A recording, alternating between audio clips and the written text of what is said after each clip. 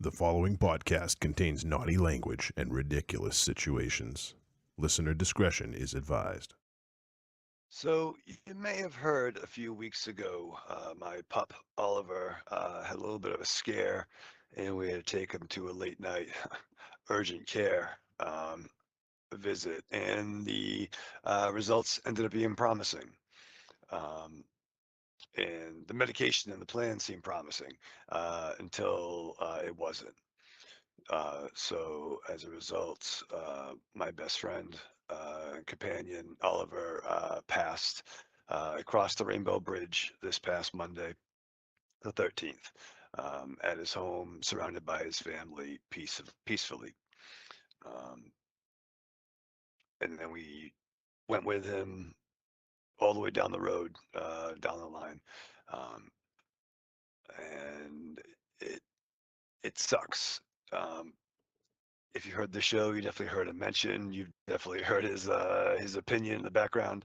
Buddy, there's a million things I want to say to you again, uh, and there's a million more things I want to say to you for the first time. But just know that I love you, infinity plus infinity, pal, and I'll miss you 3000. And I know that somewhere in the multiverse, we're all there together. It just sucks. It's not this one. So think about, brother. Welcome to Trick or Treat Radio.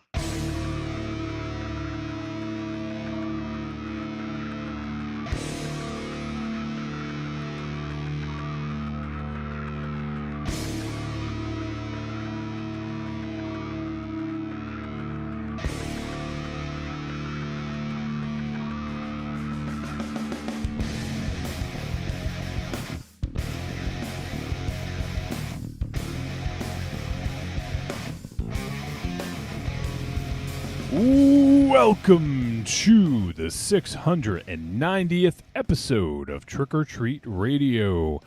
Trick or Treat Radio is a stake through the heart of horror and pop culture. We wade through piranha-infested waters of streaming, VOD, and cult cinema in an attempt to find hidden gems to discuss so you can make informed viewing decisions.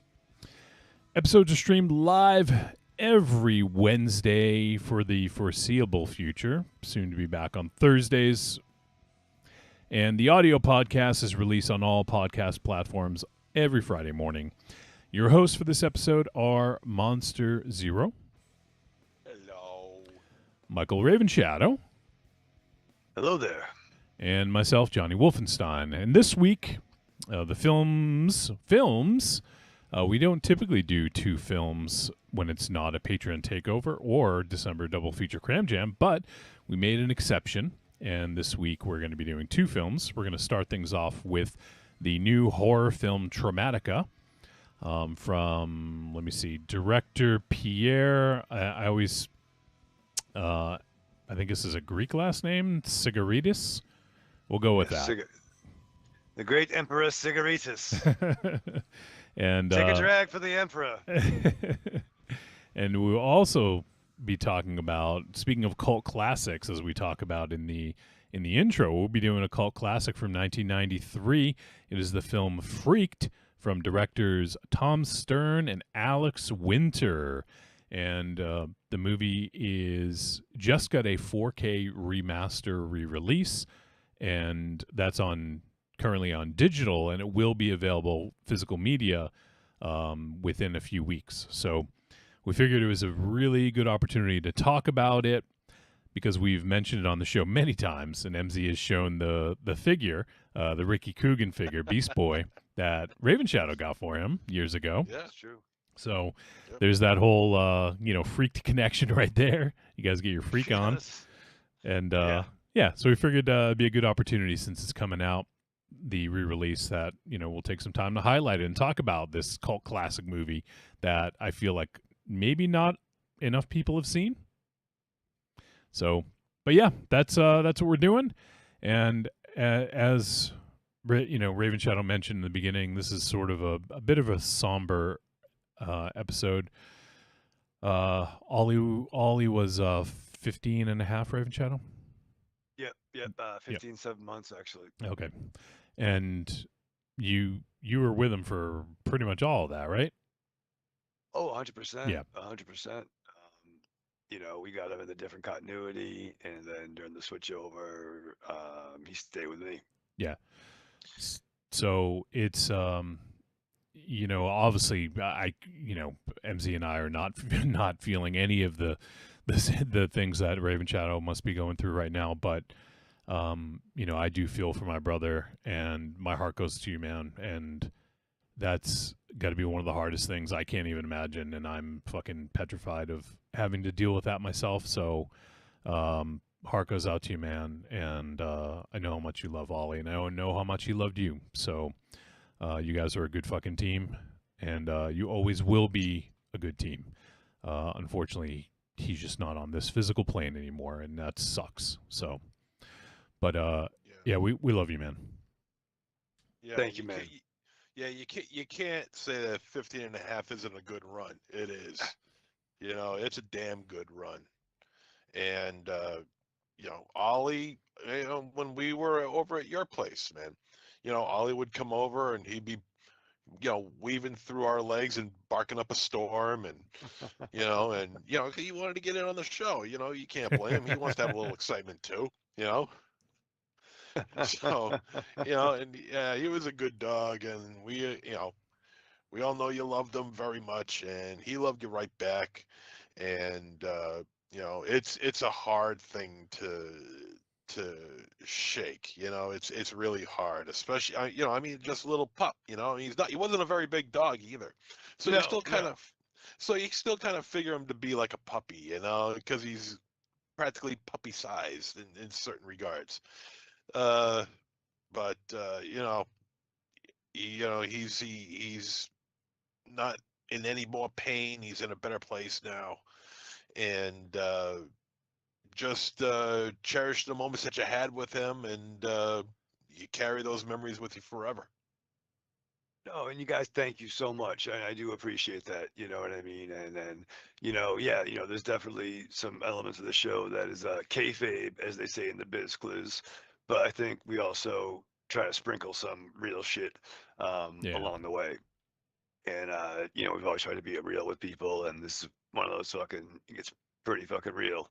And no, everything you said is true. And I reached out to a handful of people, a lot of positive feedback and outreach. So I appreciate that to everybody. I definitely did my, hey, gonna go off the rails for a while. I'm out, just so you know. But it happened so quick, really. It really did. Like, there was stuff that we knew about, and then stuff just seemed to really escalate quickly. And it was like one of those, like, and Marion's been fantastic during this. Oh my goodness. Yeah.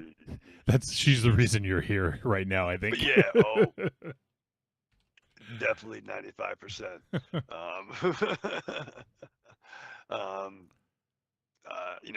Plus it's my fucking mom's birthday today, so that's how's my fucked up week's been? Jesus. Happy 70th, Mama Raven Shadow.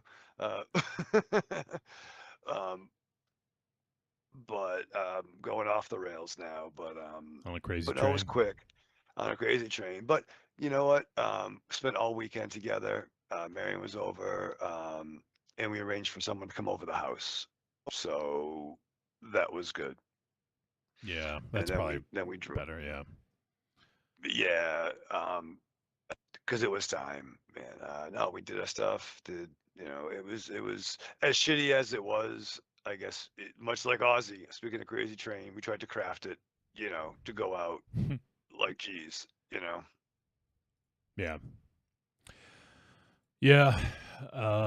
So yeah, it's I feel like maybe there would have been better movies to pick. Like maybe 100%. maybe not Traumatica after a traumatic event, but obviously we didn't we didn't know. Can we watch Good Boy? That didn't really calm me fucking down. Yeah, right. I was fucking waiting. I was like, dude. It's coming soon, so Yeah. However, Ixnay on November 8th. However, I do know that there's no John Wick situation in Good Boy. True. I but have it's heard that. probably going to be very emotional regardless. So We'll soon find out. We'll soon find out. Yeah, we it's- don't know what we don't know what's gonna. I have no idea what's gonna happen in Good Boy. So yeah, it's still playing in theaters. I don't know when it's going to get a Yeah. VOD release, but we absolutely will be doing that. So yeah, So I'll take these two this week. Will be fine. Thanks, Johnny. I'll hold with Although I think Freaked probably was a good one. Like well, you need a little comedy to yeah, kind of and tone down the. you know, we had Ortiz the dog boy. You know, it was a it did. positive It did. Yeah, positive yeah. dog role model. It's Yeah. true. To go along with the John Wick situation with Keanu Reeves, you know. Oh, Yeah. we'll talk about that because that will involve a lot of the sedatives I've been taking when I watch that film. So I'm not sure how one influences the other, but I'll tell you my fucking view on this. Seeing this film now. I forget. You've seen Freak before, right?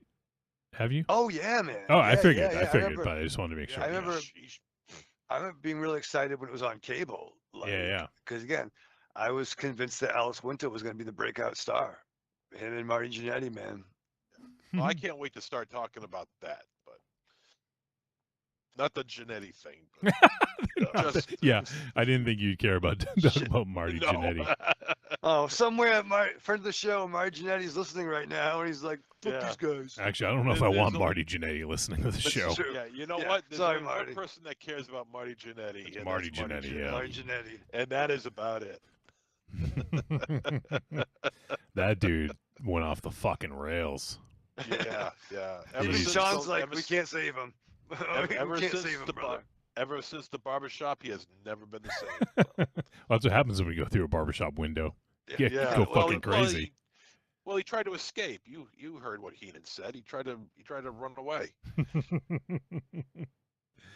All right, we have let's see in the chat. Evil Corny says, "What's up, guys? What up, Raven Shadow?" Hey, buddy. Thank you, man. And so let me see. We're also broadcasting on Patreon. Nothing on Patreon as of now. I think most people are tuning into the website.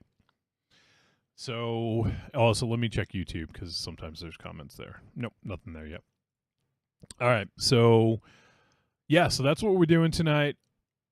MZ, I guess we should probably do the horror history, this day in horror history. Sure. And then I'll do Sure. bloody birthdays. And there is going to be a coffin corner as well, unfortunately. Yeah. Yeah, that one that popped up yesterday. Yeah, well, there's a few in the past. I mean, not horror specifically, but there's a couple of you know, kind of big coffin corner announcements. Yeah. So, all right, well, let's do this day in horror history. Oh, okay, good. This day in horror history. Very good. Thank you, my deep. Thank you, my deep-voiced friend. Okay. They should call me Deep Throat, I guess. No, no. Thank you, Deep Throat. Yeah. Not until that can be substantiated. No, I'm not going to call you deep. Whoa, throat. whoa. Jesus. Talking about conspiracy theories over here. I don't know about you. Okay, sex this day in files. horror history. Today is October 15th. This day in horror history, what films were released? In 1948, Unknown Island. In 1968, The Boston Strangler. In 1981, the Detroit premiere of The Evil Dead. Oh shit. Nice. Yeah. Was that Yeah. the world premiere or just the Detroit? Detroit. The Detroit What's up, premiere. Detroit? D-Town. Rock over London, rock on Detroit. Evil Dead. First time you see it. 1990, Edison's Frankenstein. 2002, Hellraiser, Hellseeker. Hell no. 2004, two films came out, The Final Cut and Twisted Illusions Part 2. Oh, the Final Cut's good. 2000 We did that on the show, right? The Final Cut? Yeah, was that slasher? 80s? No. This is another Final Cut. This came out in Oh. 2004. Oh, okay. Sorry. Let's see. In 2005, three films were released. Fear of the Dark, Return of the Living Dead, Necropolis. That's the TV premiere. And Return of the Living Dead, Rave to the Grave. That was also a TV premiere. And both are utterly forgettable. 2009, Blood Guardian. 2013, House of Forbidden Secrets. 2015, Terrifier. 2019, Three from Hell. 2019, Mermaid Down. I like Mermaid Up better. We got a mermaid down, please. Something's fishy. I'm picturing David Caruso coming out Yeah, with his glasses. 2019, We get a mermaid down. also in 2019, The Mortuary Collection. And 2 films in 2020, Reap Town and Stay Out of the Fucking Attic. All right. Hey, That's if you what I put said it when the if you kids put it lived that here. way, yeah. Get out of the fucking attic. Yeah, I gotta watch that. It's They'll be kind walking around up there. it's kind of like that must be the prequel to Don't Go in That House, Bitch. Yeah. Or Don't Fuck in the Woods. Yeah, or You ever yeah. see that? I haven't seen it. They have no, that but- on Tube. I saw part 1 and part 2 on Tubi, and because it Just- really needed a sequel.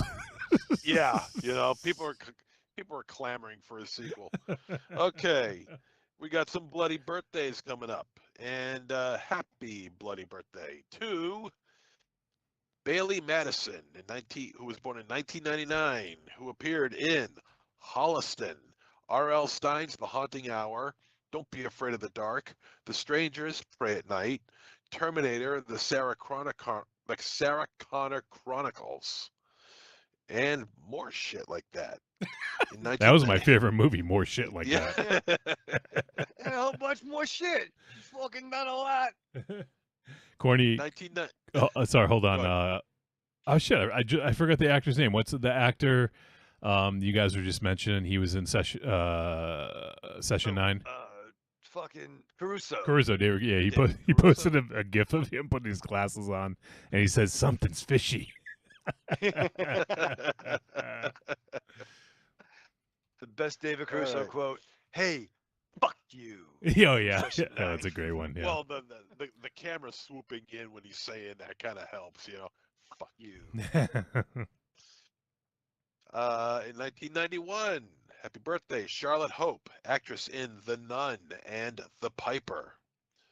1985, Brittany Sparkles, Wow. actress, Brittany Sparkles, actress in The Boo, Dark Knight, Vampire Killing Prostitute, Toy Box, and more independent shorts. Wait. What? That's a lot of words. Separate them again, please. 1985, Brittany Sparkles. She was an actress in The Boo, Dark Knight, Vampire Killing Prostitute, and Toy Box. So she's in The Dark Knight or Boo the Dark Knight? No, The Boo, Dark Knight. The Boo is one movie, Dark Knight is another movie. And Night is spelled N-I-G-H-T. Oh, okay. So It's not, don't get all excited. It's not a Batman reference, okay? No, it's Christian Bale. 1982, Brandon J. McLaren, actor in Scar, Tucker and Dale versus Evil. Not a bad movie. That movie gets a lot of praise. Hard Ride to Hell, Dead Before Dawn 3D, Hybrid, and Yeti, Curse of the Snow Demon, and Sea Beast. 1978, Devin Gummersall appeared in Reeker, Dead and Breakfast, Earth vs. the Spider, as well as episodes of the TV series iZombie and The Twilight Zone. 1973, Paul Logan, who appeared in Killers, The Curse of Komodo, Way of the Vampire, Vampire in Vegas, The Terminators, Mega Piranha, Code Red, The Horde, Citizen Kane, What? The Sandman, Flight 666, Cobra Cater, the Amityville Harvest, and the Amityville Harvest. Damn it! I thought we were go fucking 1 week. How many Wait, weeks wait. has it been? What? What'd you say? I said, Amityville. how many weeks has it been? Since you first mentioned it, I think you did that intro that was like 5 minutes long of all the Amityville movies, and I feel like every single week there's been a mention of Amityville. I think there has been. I think There might have been 1 unlocked week off. I think I unlocked a Barnes portal Brothers. into the Amityville Yeah, you world. son of a bitch. Day of all Oh days. boy. Oh, am I regretting that one? 1972, Matt Kieslar appeared in Psycho Beach Party, Scream 2, and played the title role of the 2007 film Jekyll. 1955, Tanya Roberts, yeah, appeared in Tourist Trap, The Last Victim, Yes. and Unconventional. Wait, whoa. 1952. You're just What? gonna conveniently leave out her best role? Well, which one is that? There's a lot of best roles that I didn't mention. Fucking Beastmaster? Okay, How could yeah, you? she was in How Beastmaster. dare you leave that out? You, Wait, I Tanya damn Roberts? well, can thank you. Ravejow, can you believe this omission? Who's the actress? Tanya Roberts. Oh, Beastmaster, bro. Yeah. Yeah. She was also in Then- View to a Kill, but View to a that's Kill. not horror. Beastmaster, I think, falls in the under genre though. Genre. Oh yeah. Yeah, it's sword and sorcery, sure. Yeah, she unfortunately passed a few years ago, right? Yeah, Yeah. Well, it yeah. had those motherfuckers that would put the fucking leather wings around you and fucking eat your bones till they fall over. They wouldn't eat your bones; they eat your flesh, and all Eat your that would flesh. come down is like your bones would just fall down to the ground. Yeah. The Yeah. mom's like, go outside and play. I'm like, I don't want to go outside and play. The flesh capes are gonna get me. Yeah. They hear the fucking birds chirping. What the fuck? Okay, 1952, because I still got a long way to go here. Motherfucker, get your shit in, dude. Hey, I'm trying to. You guys keep interrupting. 1952, Lydia Lai appeared in the TV movie Death Moon. 1947, Lynn Lowry, who appeared in I Drink Your Blood, The Crazies, Rabid, The Haunting of Whaley House, They Came From Within, Cat People, Model Hunger, The Theater Bazaar, Hell's Kitty, Whispers, Basement Jack, Pretty Fine Things, amongst others. 1947. I like when everyone's out of the house. I go downstairs to my basement, Yeah. Jack. Sorry, guys. Be right back. Basement Jack. Gotta get back. Holy shit! Basement Jack. I just hurt myself. I was swallowing it. It almost came out. But like yeah, holding it in fucking hurt. yeah, This is- good enough for you. Basement Jack. Basement Jack. Basement Jack. What is so funny? Did I say a joke that I had no idea that I said? Say it again, slowly. Basement Jack. No, you gotta Pretty accentuate. fine. Basement Jack. Basement Jack. Genetic jackhammer. All right, go ahead. All right. 1947, John Starting at Getz Basement Jack, starred in please. The Fly, The Fly 2, Blood Simple, and Zodiac. 1939, James Spinks appears in Damien the Omen 2. 1934, Peter Haskell appeared in Child's Play 2, Child's Play 3, and the TV movie The Phantom from Hollywood.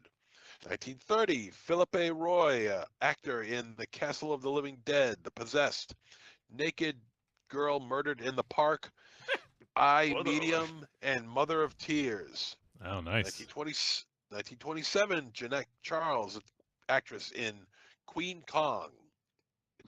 1924, Nigel Green starred in The Countess Dracula, The Face of Fu Manchu, The Skull, The Mask of the Red Death, and Gorgo. 1909, Harry Redmond Jr. as special effects for The Most Dangerous Game, King Kong, 1933 version, Son of Kong, The Magnetic Monster, Donovan's Brain, Gog, The Unknown, and 15 episodes of The Outer Limits. You know 1903. who stars in Son of Kong? Walter Congans. You're stopping my flow for that fucking joke? Are you serious? Yes. You would think Walter. You think Walter Goggins would have started Gog? You think people call him Gog? Maybe Or they Gog. might call him the Gog. It's like the Yeah, gauze. Gog. Is- The you Gog get the and gauze Gog. and the Gog. Yeah, Ryan Gogman. The gauze and Gog connection. Yeah. That's a fucking tag What's team. good for the goose is good for the Goggins. James Gogglefini. I don't know. Gong. You know where I'm going. All right, go ahead. Arabian Go s- ahead. Arabian Sweat Goggins. Arabian Sweat Goggins. Look at you. Yeah, look at see? you. Look at me Derailing yourself. Pulling up Yeah. our past. Jesus. All right, 1903. All right, Fuck. stop there a fucking. lot with me, more? Okay. Well, All right. we would be done if you two would shut up. Shut up, sit down. 1903. George Amy, editor for the Gorilla, Dr. X, and the Mystery of the Wax Museum. 1901. Enrique Jardiel Posella, if I'm saying that right. I hope I'm not. I hope I am. Writer if I'm for not. Satan's Five Warnings. 1900. Fritz Warning you. Feld. Shut up. Actor in Phantom of the Opera, 1943 version, The Catman of Paris, in episodes of Kolchak the Night Stalker and Amazing Stories. Good shit right there. And finally, 1886, Alexander Pollard appeared in King Kong, 1933. The Invisible Man Returns, halfway decent film. The Monster Maker and The Picture of the Dorian Gray.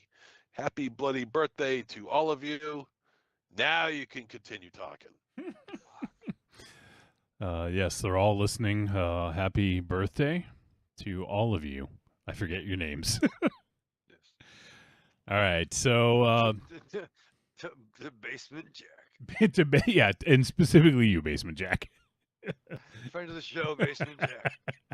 He's a close friend of the show. Patreon supporter, Basement Jack. Where are you in your house right now, Raven Shadow? But I don't want to talk about it. Yeah, he's Probably my basement. basement jack off. I think that's the joke. All right. Oh god. Yeah, okay. Basement Jack. Okay, hold on. Basement Jack. Since we're gonna get into it. Fuck. It's a movie that came out in 2009, an hour 33 minutes long, and it says a young serial killer preys on families during lightning storms. What? During lightning storms? Oh During shit! lightning It cleared up. storms. I gotta go home. Tiffany Shepis is in it, of Oh, course. friend Lynn of the show, Lowry. Let's see. I don't see anybody else. Let's see. Directed by Michael Shelton. It's got a 3.8 out of 5 on 3.8 out of 10 rather on IMDb. So anyway, let's see. Rated R for strong bloody violence, some sexual content, and language. Right. And I'm Lynn Lowry.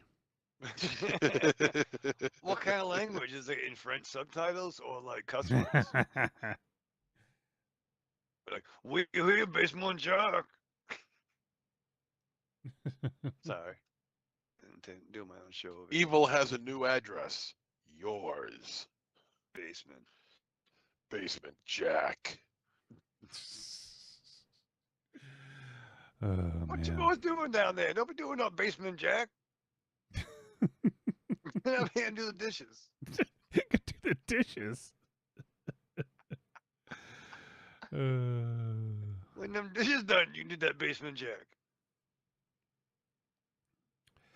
Oh man! All right, so we should do Coffin Corner. Yeah, good. Yeah, actually, is would you rather not do this, Raven Chow? Nah, we can do it. We're gonna do. Diane Keaton passed in this past week. Yep. I don't know that she's been in a lot of horror. Do you know, MZ? Oh God, no, that's not her thing. I was never into into Diane Keaton. I just never had any interest in anything she did. You know, from the First Wives Club to Baby Boom To Annie Hall. To Annie Hall. Yeah, Oh, okay. she was just one of those actresses I just never ever had any interest in. no matter what. I was gonna say, didn't she have something to do with Woody? I was at Woody Harrelson. Woody. Woodpecker? Woody. No. The fucking Allen. fuck. Woody Allen. Woody yeah. Allen. That's kind of horrific. Some of Woody Allen. You should see some of Woody Allen's earlier films. See, they're won't, pretty dude. funny, actually. Yeah. They're actually pretty funny. You should check out his early stuff, like Going Bananas. Yeah, no, he's not gonna. No, Yeah, he's it's not. just- No, he won't. Yeah. So- I Yeah, know he won't. So actually, she was in something horror related early in her career. Ah, She, let me just pull it up here. Where'd it go? So she was in the TV show Night Gallery. She was only in one episode, but it was season 1, episode 2, Room with a View, The Little Black Bag, The Nature of the Enemy. She played nurse Frances Nevins in the segment Room with a View. Now, I've never seen Night Gallery, and I know it's a Rod Serling Presents kind of thing. Yep. But have you guys seen Night Gallery? I've seen some Night Gallery, and it's got a different tone than Zone. Yeah. The Tone Zone. Basement Jackson, the Bone Zone. In the bone zone. It's a good show. Don't get me wrong, but just the tempo Yeah. is a little different. But it's a good show. Okay. Is No, it more it's nowhere mystery, close to suspense? Zone, but it's good. Yeah, Is it it's more like it's good, but it's nowhere close to Zone. I mean, Zone is just the king as far as I'm concerned. I bought the Pizzone by Pizza Hut. That was good. It's like a football, but Yeah. calzone. The Pizzone. How about the Calzone? Yeah. No, but they put a P on it and they charge you extra $2 for it. Well, nobody's gonna pee on my Calzone. That would have been great marketing, actually, for the anti-Pizzone community, for the anti-Pizzone backlash. All right. Anti-Pizzone backlash. Yeah. Oh, Evil Corny says Diane Keaton was in the Godfather series of Raven Shadow. Don't tell me, dude, but I don't want Marcelo to get upset because it's not horror. Even though seeing Sonny die at the fucking traffic fucking toll was fucking terrifying as a motherfucker. I've never seen any of the Godfather films. Never intend to. You see it, Coney? Yeah, I've never seen any of them either. You see it, Coney? It's the same thing. Hey, what you doing over there with my daughter over there? Hey, you gonna marry I- my daughter? Hey, you know what? I'm gonna what? Well, how do you know if you've That's never the seen second it? one. Yeah. I don't have to. You've clearly seen part 3.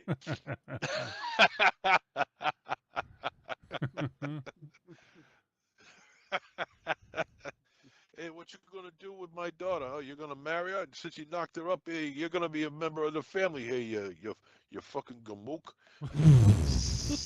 Wow. First of all, no one says gamook. Gamook. Yeah, what is a gamook? First of all, I have that's no not idea. real. You could say jamoke. You could say Well, maybe that's Stupid. Nope, Nuts. nope, don't say the other. you could say don't say bukyak, but that's a bad one. hey, fata brucia. That's nothing either. But everything else is fair. Fata brucia. All right, well, Diane Keaton, I can't find any other horror, but there you go. She was in Night Gallery for one episode. But also, we lost the fucking. I don't even know how to like properly encapsulate this in like a quick sentence, but all of the movies that we loved as kids, there's a very good chance the poster was drawn by Drew Struzan, or painted, I should say. Yeah. Arguably the illustrator of our youth. Yes, there are so many classic posters. Yep. It's unbelievable. He did all of the Star Wars posters after A New Hope. although he did do the re-release of A New Hope from 1978, and yeah. then on Yep. from there, he did every Star Wars poster. He did almost everything for Steven Spielberg. He did Back to the Future. So he did. Goonies. Yep. Yeah, Yep. The future, the thing.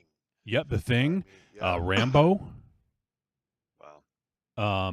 Spy Kids. Like I know that just because Robert Rodriguez posted about it. He posted a story about Drew, and I guess he wanted to go try to buy the original because I guess I don't know. Someone told him that Drew was selling some of his originals, so Rodriguez went to go visit, and he wanted to buy the original for Spy Kids for his own movie, and Drew was like, I'm not charging you for this. Like, you can have it. And Rodriguez was like, well, I'm going to buy something. I want to buy something from you. And so he pulled out the original paintings for The Thing and for Rambo, and they were right there in front of him. And he ended up he only wanted to get one because he wanted to leave, stuff for other people to pick up. But he ended up getting the Rambo one because I guess he did a movie with Stallone, and so he said he worked with him and he wanted to, he figured it made more sense to do that. And but yeah, it's a pretty cool story, and just seeing like That's awesome. him next to the posters was pretty awesome. But man, Drew Struzan was a fucking legend. There's a documentary about him. I forget the name of it. Do you guys remember the name of the doc? Oh God, I have no idea. All right, let me look it up. It's no, that's not it. There's I think there's actually a couple of them. So, but yeah, there is one. Where is it? Didn't he also? Good. I was gonna say, didn't he also do like for a few dollars more, or a fistful of dollars, or I'm actually not sure. I'll look that up. a couple of Clint Eastwood pictures? I think he may have worked. Yeah, on. that makes I sense. don't remember. So Yeah. the name of the documentary is Drew, the man behind the poster, from 2013. And Oh, To your check point, that Wolfie, out. all the Indiana Jones movies. yeah. Probably did he Lost Boys too? Lost Boys also. I'm not sure actually. Let me But see if I can anyway. find like a sampling of. Odds are, like, everybody listening to this right now has one of his posters in their room. Oh, probably. Probably Big Trouble in Little China. I bet. Oh yeah, you're probably right. Yeah, I think he did. that's a Which safe I have bet. that upstairs. But his drawings had a certain style to it that you knew that it was Struzan, just like Frank Franzetta. You could Oh, tell. right. You could automatically tell just by looking at it who it's drawn. If it's drawn by a specific person, and Struzan had a very specific style. You could tell when you see one of his works that's his work. I mean, Yeah. And it was everywhere. It was in every mall, every yeah. Suncoast Video, every mug from McDonald's, every poster giveaway. Like that artwork was everywhere. Yep, and a hell of a lot better than what we have nowadays. I'll say that for certain. Oh yeah. By far. Jesus Christ. There's actually Ravenshot, you might know this. Do you know the cover of Action Comics number 800 by any chance? From April 2003. Is it Clark in pain? No, I it's, have it. I think I do. It's Superman is in costume and he's picking up a car. He's like holding a car. And down in the bottom left corner is a self-portrait of Drew Struzan going like this. Like he put himself in it. Oh shit! Yeah, I might have. You said 2013. No, 2003. Oh, then I'm sure I do have it then. Yeah, I'll try to. Let me see if I can pull it up here. It's pretty good. Is it John Bogdanov doing that cover? I seem to remember it. Oh no, Drew Struzan. He did. Oh, just shoes. Yeah, he did. He did it. it. Yeah. I don't know if it was like an alternate because I know sometimes on the milestones like that, sometimes they'll do like an alternate version. Mm. But 2003, huh? Yep. Interesting. Let's Strugen-Glagen. see.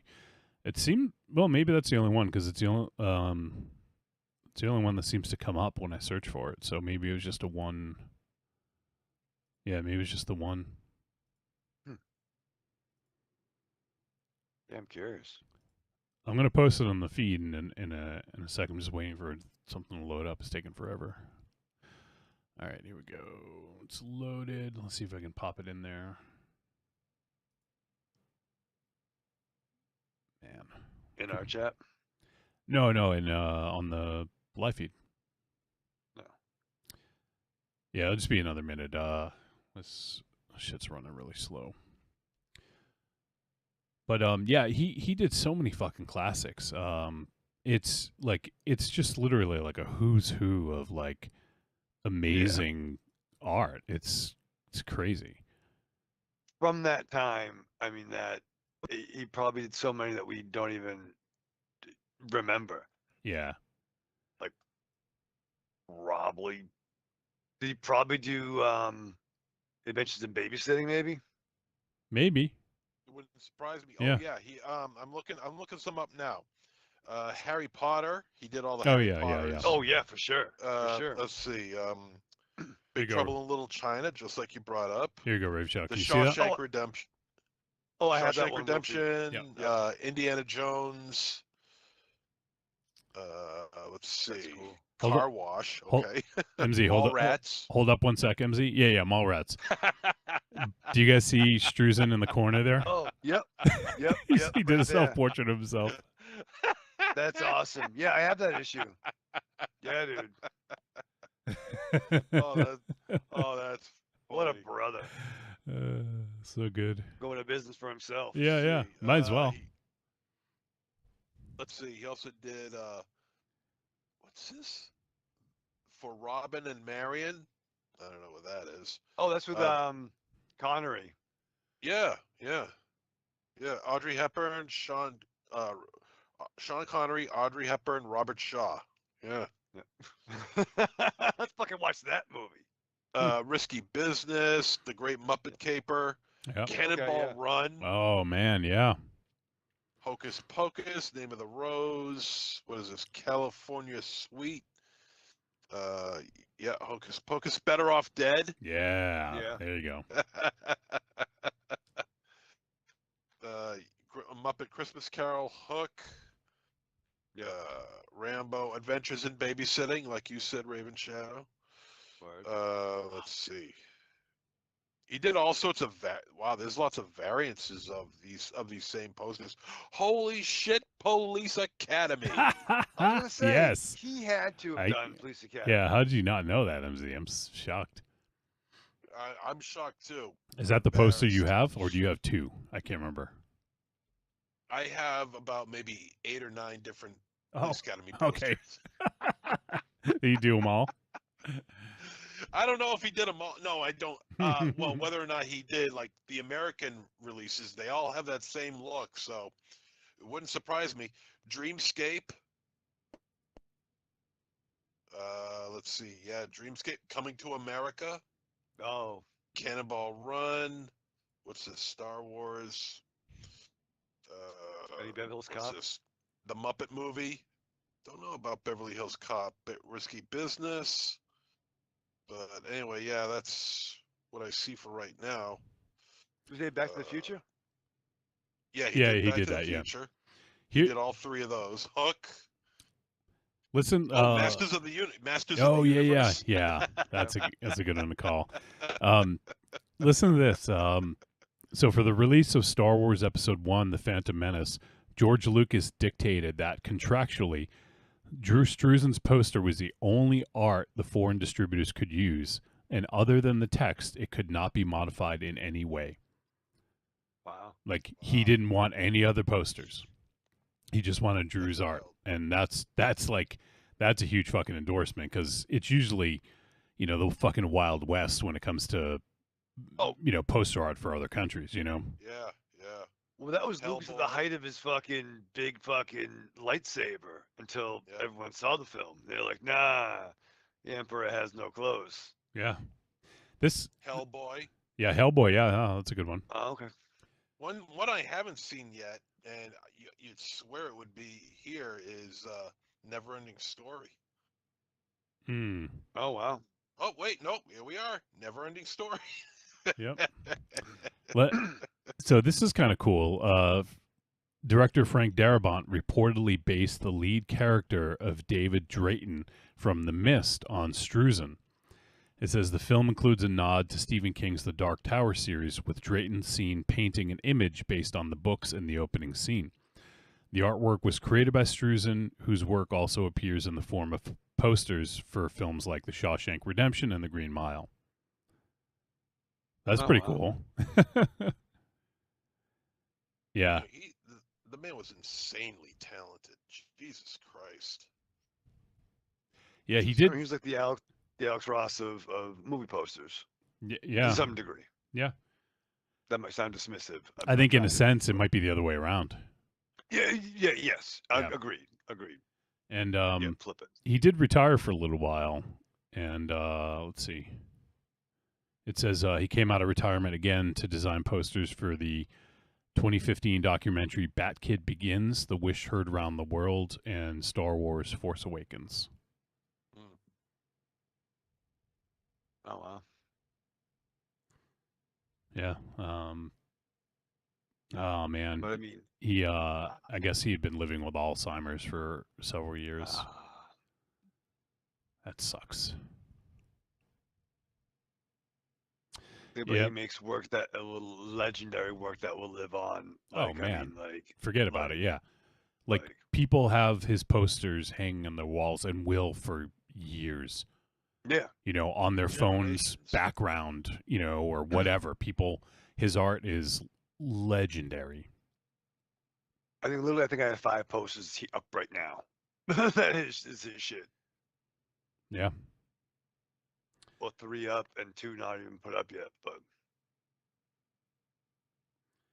So, well, yeah, huge loss, and he was a great artist, and man, it's really, just really sad, you know. He did so many, like that. He illustrated our childhood. I mean, that's, oh, for sure. you know, you could say that, and it's not even hyperbole, you know. Let me see here. James Ellis, The Bitching Hour. He says, Raven Shadow, I'm sad to hear about the doggo. I saw Good Boy today. Works well enough and was surprisingly short. Could I please offer you a screening of Santan Tango at this trying time? That's the 7.5 hour movie I think it was last week. Oh yeah, that's right. Yeah, Raven Shadow, you weren't here. But yeah, James Ellis recommended that. It's a 7.5 hour movie. It's sure. Perfect. Well, I'll try that's all anything at this fine. point. Well, you know, that's all fine and dandy, but are there any superheroes or Italians in it? No. I don't know. Maybe we'll tell him it. He'll tell him there is. Yeah. He has to stick around to the end credits, though. Yeah. I want to tell you about the Italian superhero initiative. All right. Let's do our trailer, and then we'll probably head to break because we got 2 movies to talk about. So let's do it. And this week, our reaction is for a movie that will be coming out in a month or so. Yeah. It's coming out November 14th. This trailer dropped today, and it is for the film Keeper.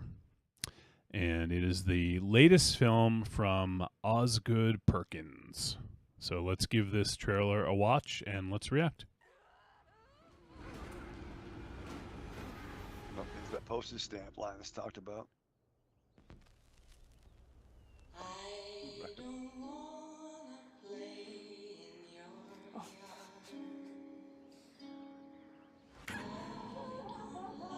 Is it Brian Cox? Can I trust this man? Can I trust this woman? Can I trust this monkey? No, you can't. They eat your face off. Oh shit! Blood drop. A new breed. There's something special about you. Or origami that skillfully folds into itself. You make the children.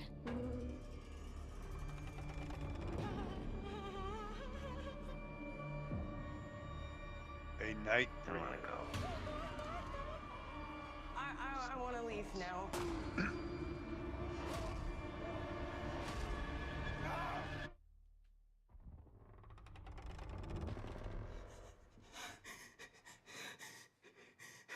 I want to go back to before.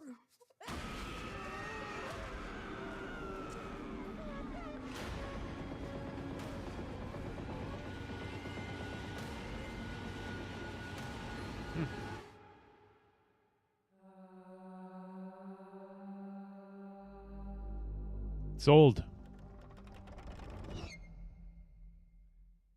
Put it in my veins right now. All right. All right.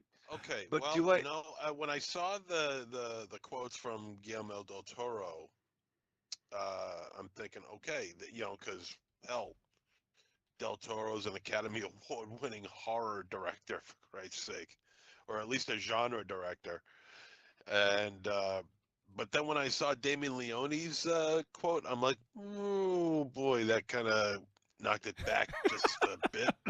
Yeah, it's like Nevertheless, we have luminaries such as like Guillermo del Toro, James Wan, Damien Leone. Like it just that does. I don't. No offense to him, it just doesn't jive. You know. yeah, it I does, mean, I yeah, like. it really Listen, does. I like Damien Leone. I like he's up and coming, hungry young tiger. Yeah, if you would maybe not- do something other than Terrifier. Yeah.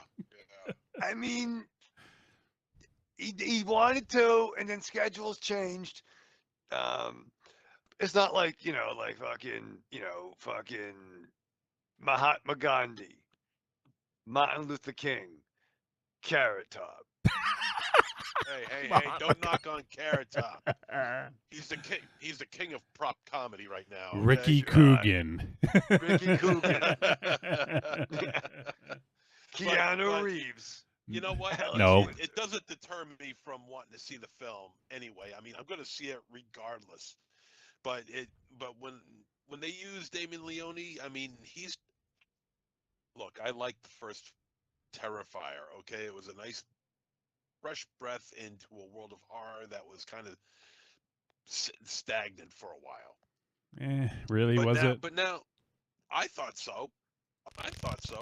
But now it's gone overboard and it's not fun anymore. You know, I mean, no matter how interesting David Howard Thornton makes his character of Art the Clown act and become, you know, I mean, the story around him is really kind of, you know, it's stretched to its absolute limit right now. But you know, and I Leone is a talented person, you know, as far as makeup effects are concerned. I think he's really, really good at it. But I do also feel that adding him in the list of quotes to promote a movie in a trailer does knock it back a bit. He's just the hottest thing right now, and that's the reason why he's in there. He's not okay. though. He's not the hottest thing. Like, and I feel like I'm Well, you shitting know on what? the guy, but, Terrifier like, fans I'm might not. think differently. Terrifier fans would think differently, and But he is, I- and he is a hot commodity right now. The only Why the doesn't only he do thing is that something he's else only a then? commodity. He's a commodity unto himself. That's the only thing. I mean, he did say on the recent Talk is Jericho, he wanted to do a kind of like a 70s Tarantino kind of sleazy crime picture, but then schedule shifted and it ended up being Terrifier 3 or 4 rather, has to come out before that. But I mean, again, I'm not. He's not my best friend. But I give him credit for bringing R-rated horror movies to the theaters. I mean, you got to say he's making money. Yeah. Yeah, Hand his over fist, he's making money. Good I don't for know. him. I don't know about hand over fist, but his But for creators too, for other creators too. Right. and his his persistence in his vision is impressive. He's doing what he wants to do, and that's great. Anyone. I wish that for any creative, including us. But Right. but there More is importantly, after a us. while where it'd be nice to just branch out, so you're not the fucking Terrifier dude, Right. and maybe Fair. I get it that he's a bit of an indie horror darling, but you know what? Maybe you want to be considered for bigger pictures. I don't know. I'm not saying he wants to be, but I don't think Disney's going to give him money to make a movie, and maybe he doesn't want Disney money, but I The don't know. Marvels. If Damien Leone's The Marvels. That'd be awesome. Damien Leone's the fucking Squirrel Girl. Squirrel Girl. Yeah, I don't know. That'd if be dope, actually. that's maybe Man Thing or something. Oh no, not Man Thing. It's DC. No, that's No, Marvel. Okay, I was thinking of what's the Batman Oh, that's Man Bat. Sir. Man Bat? Sorry, That's how can I get him confused? Man Bat is Kurt Langstrom in the DC continuity. Wolfenstein. All right. But regardless, the movie Thank does look good. It looks interesting. Yeah. Osgood Perkins has, through two films now. I mean, Two films. Just got like 500, about 4 or 5. well, I mean the two that we've seen. No, we've seen almost all of them. We have. Where the hell have I been? Well, we actually, to be fair, we didn't do all of his movies on the show. We didn't do Hansel, Gretel, and Hansel, but we Why did. did Marion like that? Yeah, I liked it. It was really good, actually. We did Blackcoat's Daughter, Longlegs, the that's Monkey. So we've done 3. Okay, I thought there was a 4th one in Okay. there, but he did that movie, I'm the Pretty Thing That Lives in the House, which I actually haven't seen that one. That's the only one I haven't seen of his. Wait, did we do it on the show? No. We did Blackcoat's Daughter, which is February. Oh. Like February, or Blackcoat's Daughter was the other name. Gretel and Hansel I really liked. We didn't do that on the show though. But yeah, since then he's been on a fucking roll. Like Longlegs in 2024, and then Yeah. now he's got the Monkey and the Keeper coming out this year. So he's pretty prolific all of a sudden. Nigga do. So, all right, well, yeah, I mean, we'll definitely be doing that one on the show. Not, it's hitting theaters first, so it's whenever it hits VOD, which I'm guessing will probably be beginning of January, because I'm sure it will do fairly well, and then they'll probably hold it out until after the holidays or something. That's just my guess. Corny says Osgood is pumping a lot of his back-to-back. Okay. And he's got another one that's in pre-production called The Young People. Basement Jack. It's a it's a horror thriller, and doesn't say anything more than that. So, but I mean, yeah, dude's just pumping shit out, and it's good quality. I actually recommended The Monkey to someone recently because that movie was so fucking crazy. It's just so much fun. But now I like Osgood, and I like the direction he's heading in. Was not a huge fan of Blackcoat's Daughter, as I'm sure I don't think any of us were really huge fans of it. Yeah, no. I thought I remember you loving it, but I think I didn't like it. No, I didn't love it.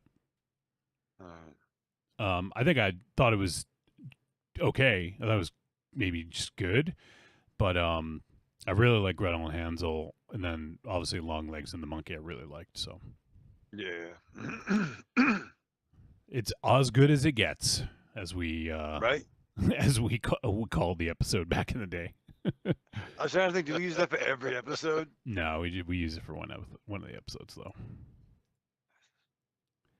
And he's Psycho's son, right? Anthony Perkins, yeah. Anthony Perkins, yes. Psycho's son. I thought he meant my brother at first. I was like, what? Oh, yeah. Brother's fucking doing some different shit out in Chicago. What the fuck? Yeah, Chicago, that huge shithole of a city that is so, riddled with crime. Yeah, with one of our closest friends ran the marathon there this past weekend, and it was nice. Yeah. And took in sights. Yeah. Yeah. All right. We should wrap this up because, holy shit. Yeah. We've been talking for a long time. But let's see here. All right. I'm going to go through this real quick. Patreon.com/trickortreatradio. That's the place to go if you want to help support the show. It's the best place because you know what? You get stuff for your hard-earned dollars. And you get the exclusive Patreon exclusive episodes that we drop monthly, and so you can check those out. And there's other perks if you want. You can get your own Patreon takeover, get into the highest tier, and you can get your own Patreon takeover where you come on the show if you want to, and then you choose 2 films to discuss, and you get to hang with us and discuss them. So give that a look. Patreon.com/trickortreatradio. And speaking of Patreon takeovers, we got 2 in the month of November, and I believe they're back to back. So we'll have a couple awesome ones coming up. So can't wait, and got those coming up. So if you guys want to get in on it, check it out. Patreon.com/trickortreatradio. And the other ways you can support, go to trickortreatradio.com, and you can what am I trying to say? Yeah, the front page there, trickortreatradio.com. Click on the Amazon logo. It's going to bring you to Amazon. It's going to input our affiliate link. We get a tiny little cut of everything you purchase. So gives us a little assistance. And also on trickortreatradio.com, you can click on store, and we have the greatest hits of Trick or Treat Radio volumes 1 through 3 available there. All right, Michael Raven Shadow, why don't you lead us into break as only you can?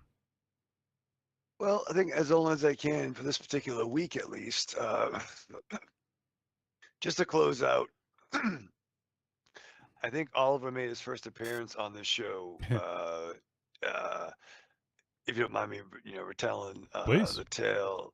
I think it was I was down the Cape and I was leaving a voicemail for Yeah. the show.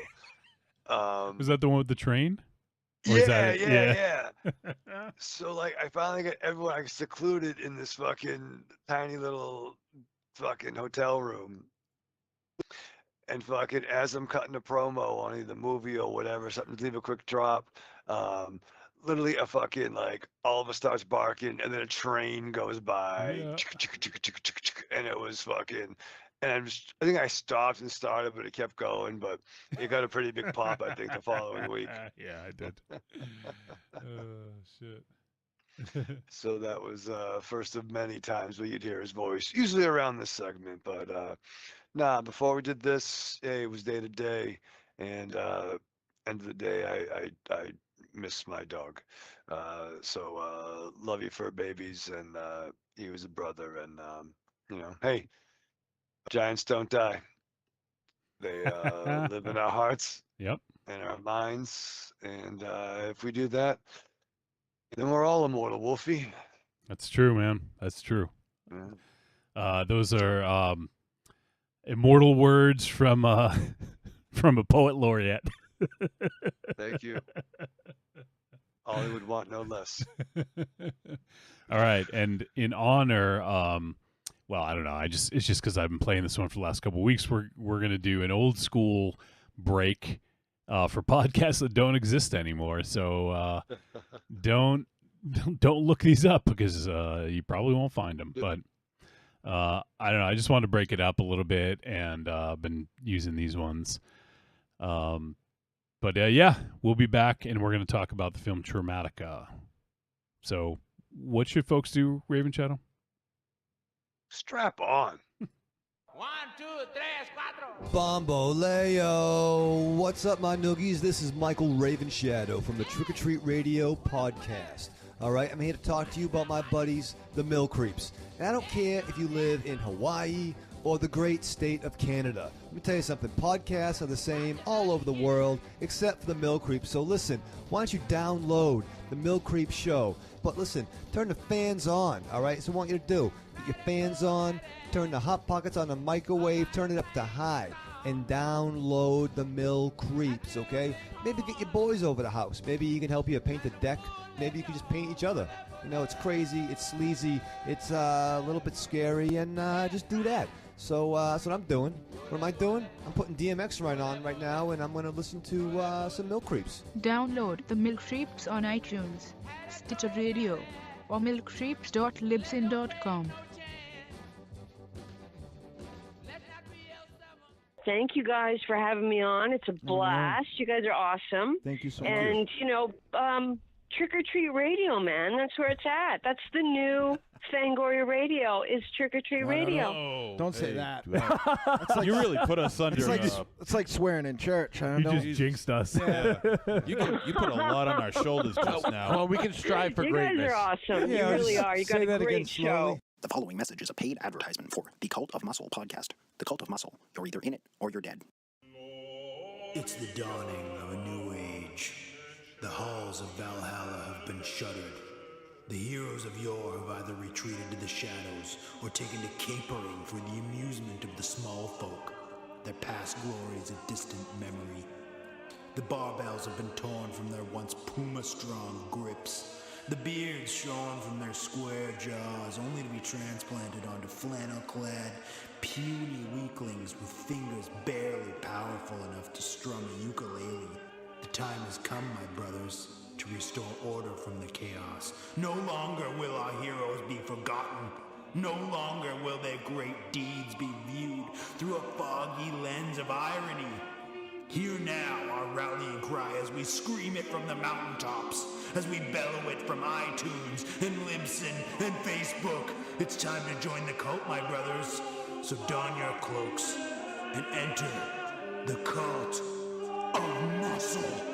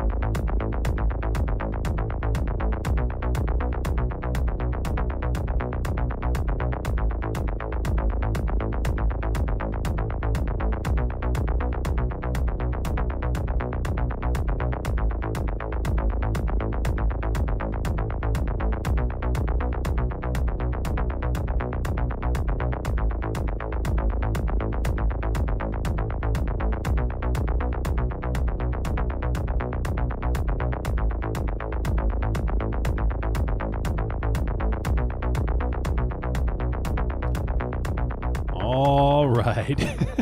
Hey, Ricky Coogan's joining us. What's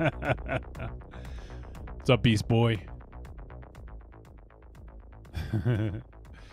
All right, we are back on Trick or Treat Radio, and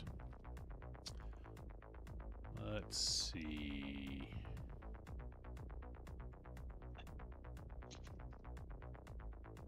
Oh, yeah. All right. Well, I think it's time now.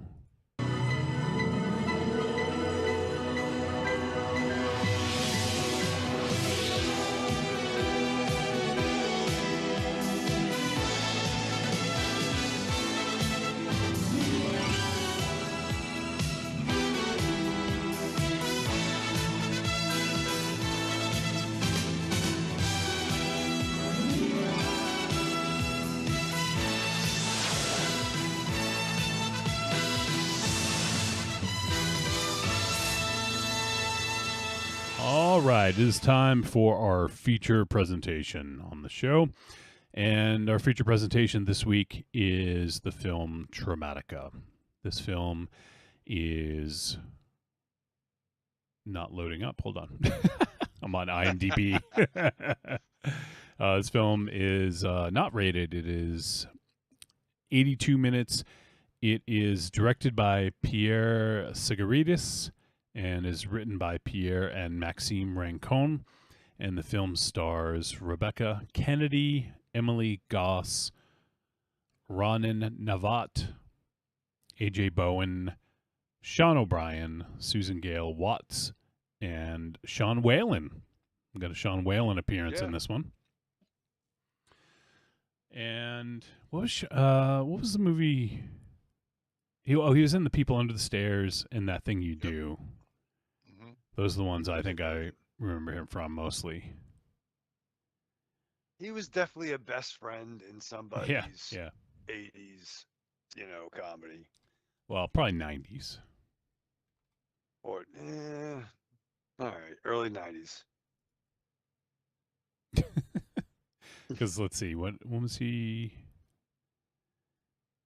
Yeah, because People on the Stairs was 91, and I think that was the first thing I saw him in.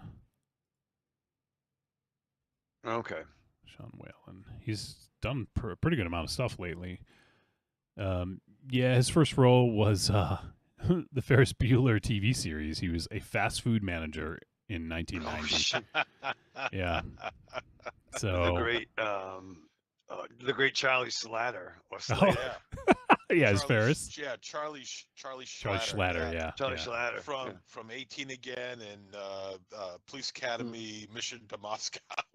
Oh, yeah. Oh, shit, that's right. Yeah. Oh, I forgot. Yeah. And Amy Dolan's plays Sloane in it. Yep. Jennifer Aniston is Jeannie Bueller. Holy shit. I don't know that I've ever seen this, actually. Dude, I was down with Jennifer Aniston before Friends, before Leprechaun, dude, from Ferris Bueller, the fucking TV show, before her nose job, dude. Because let's see, it was Parker Lewis Can't Lose was a poor man's Ferris Bueller, and then Ferris Bueller the TV series was a poor man's Parker Lewis Can't Lose. Yeah. Which is weird, which right? is a weird circle to go around, you know. That is funny. It also, Cloris Leachman was in one episode. She played Grandma Margaret. Oh shit! Look at this at MZ. David Graff was an officer in one episode. Oh shit! That's Tackleberry, right? Yeah. Well, you know what? We're going to bring up. This is going to be the last time we bring up Police Academy. Okay. And then in the show, of course not. And then also Richard Reel was Principal Ed Rooney in that show as well. Yes. Rooney. Richard Reel. Wow. Oh man, that dude's mustache had a fucking its own zip code. Yeah. Right. All right. So that guy's mustache had a hyphenated zip code, Wolfie. That guy's mustache had a suite next to his address. Tell him like it was. All right, so Traumatica, the synopsis: Mikey's night terrors become reality when his mother begins showing signs of demonic possession. What he's about to experience will haunt him for the rest of his life and claim countless lives across generations. So there we have it. We've actually done a film from Pierre Sigaridis. he did the film Two Witches, which we did on a Patreon takeover with Creepy Girl. Oh yeah. Witches get stitches too, by the way. Remember that? And this is his second film. So he did Two Witches, then he did Traumatica, and then it looks like he has another movie. I don't think it's out yet, but it's called Frankie, Maniac Woman. All right. It's got a cool poster. Is it by the late great Star Wars guy? What's that? Yeah, Drew Struzan? Yeah. No. Is that his last work? That'd No. been dope if it was. It's there's a woman who's wearing, it looks like someone's face as a mask. There's decapitated heads and body parts on the ground, and then there's a bloody bass guitar in the background. It's actually kind of a cool poster. Oh, good. It's fucking Monster Zero's 12th grade Trapper Keeper. Perfect. But I have no idea what's going on here. But anyways, this flick here, Traumatica, had been getting some buzz. Had you heard anything about this, MZ? Very little. Okay, it was getting some buzz, and like on the poster, I think it sums it up fairly well. It says violent, angry, and unafraid. And it's got the poster has this demon who actually I thought was a pretty cool looking demon. I will say that. Yeah. And yeah, so it's been getting a little bit of play. I've seen some mixed reviews, but I've also seen some very positive ones. So I figured it'd be a good one for us to do on the show. So let's dive in and start with our first impressions. MZ, why don't you kick us off? Okay. Well, like I said, I heard very little about this film, but I was interested in seeing it, of course. This one really had me reeling. Okay, and not in a favorable way. There's something very unsettling about the film. There's something about it that is just either I'm missing something, or I am just putting way too much pressure on it. I don't know. It's an unsettling movie in terms of its layout. I mean, it feels like it's going to be a slasher, which, for the most part, it is, or possession film, which it is. It does carry itself across a couple of different subgenres. Now, whether or not that actually works in the end, I mean, that's up to you. As for me, it's a very odd take for me. I'm not exactly sure how to verbalize what I feel about this film, because it feels very truncated. It feels very abridged. Like, there's, as I'm watching, I'm feeling like this is either 10 minutes too short or 10 minutes too long. It's so bizarre the way this film hit me. I can't exactly place it. I think the more as I talk it out and the more you guys talk it out, I might be able to get a better understanding of how I feel about the film. I know what I'm gonna say, whether it's a trick or a treat, but I'm just trying to place where is that trick or treat going to be, because it's really sitting odd for me. This is a very odd film for me. I really don't know how else to put it. All right. Raven Shadow. I guess I thought this movie was going to be up its own ass. You know what I mean? Like, what's it called again? Traumatica? Traumatica. Like a new scent by fucking Calvin Clone. You know what I mean? Like Calvin Clone. Yeah, you know what I mean? I picture like Grace Jones from that like photo shoot from Boomerang. Like fucking, and the Uncola guy. Like, I don't know, it makes me up. And I'm picturing like it being, I don't know, anthology. Like, I don't know, I was ready to be fucking annoyed. You know what I mean? But I like the little fucking evil Avatar looking motherfucker on the box, and not the Wind and Fire Avatar Nickelodeon, but like the blue ones that James Cameron likes so much. Okay. You know what I mean? Yeah.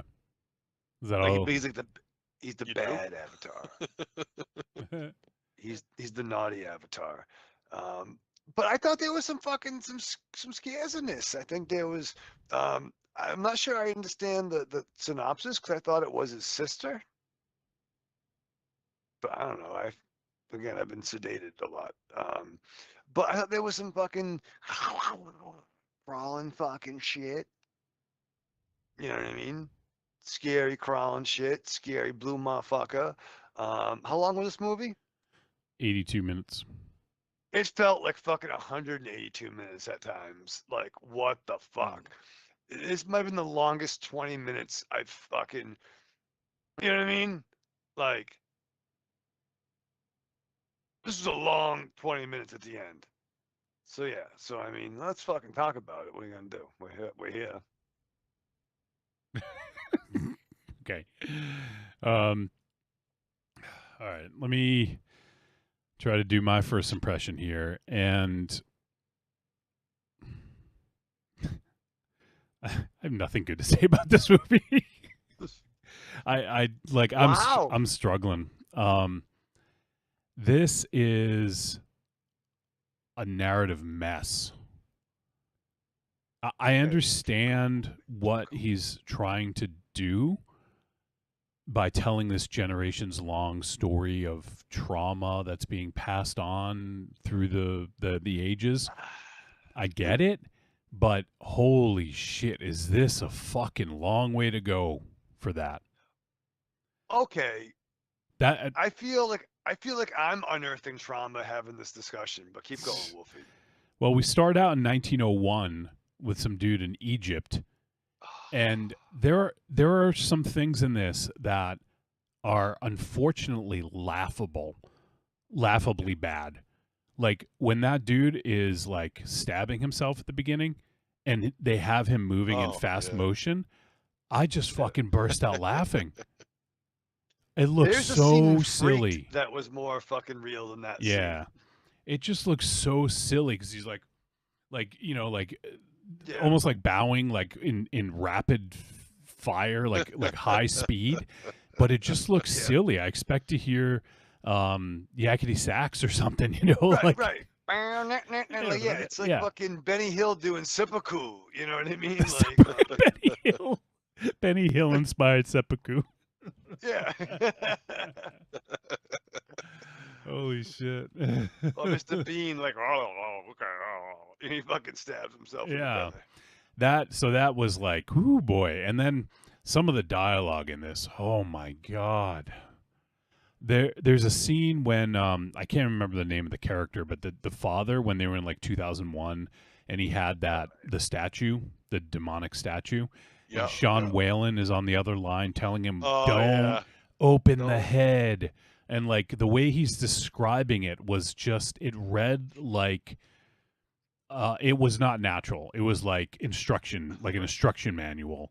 And it was so, it just didn't feel organic at all. Like, do not do that, blah, blah, blah. And then do this and don't do that and don't do that. Like, it Like just, stereo instructions. yeah, like that's, and oh my God, the first 30 minutes of this movie, I think, was almost 2 scenes. Like, and they were long as fuck and not interesting. Like, is the scene with the not the mother, but whatever, like what was her name? Abigail, like stalking Mikey. And that seemed to go on forever, didn't it? Or is that just me? I mean, I think that it was kind of a scary scene. It was. I think It was. kinda It was effective. If it was 5 minutes, not 15. I don't know. I mean, it just seemed like it. Maybe it wasn't 15, but it seemed like it. God, it was like agonizingly long. and it To your ruined point, any suspense.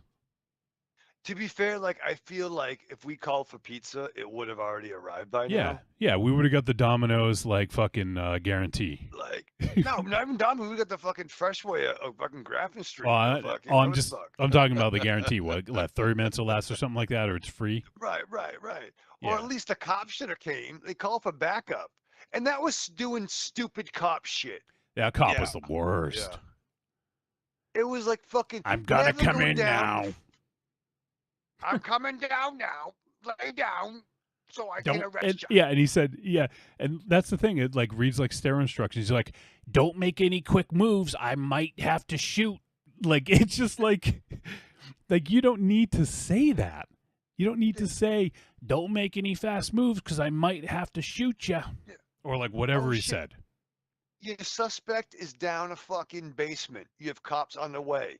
You have a fucking potential victim. Lock the motherfucking door and wait.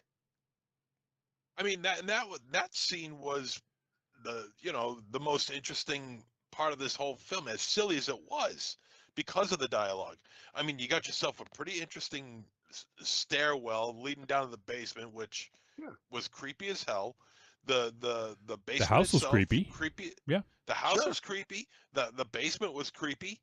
I mean, okay, so you're setting yourself up for a pretty decent, stage here. You got a creep factor in the house that's pretty high up there. It's really well done, but it's the dialogue that kind of kills it, and it just comes across as being very immature with that dialogue, just like what you guys were saying.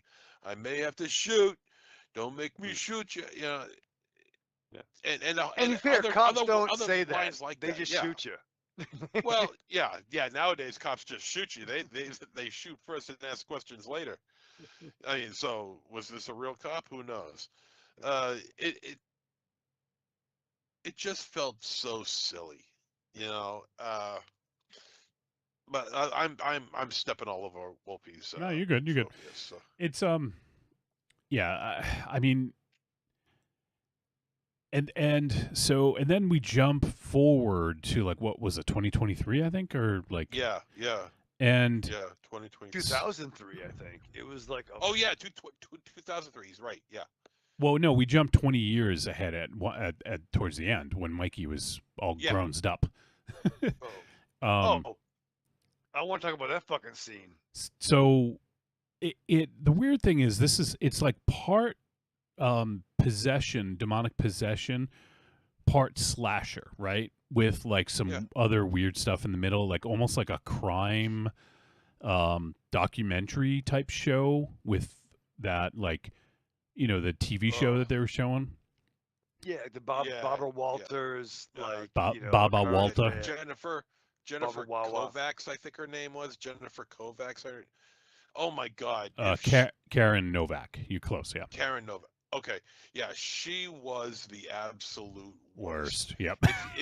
If you've got yourself, if you're really going through that kind of trauma, why would you put yourself on a show like that? Well, I mean, I get the Novak, like, kind of going for ratings. Like, I get that. It's kind of like a heel move, but I actually didn't mind that too much.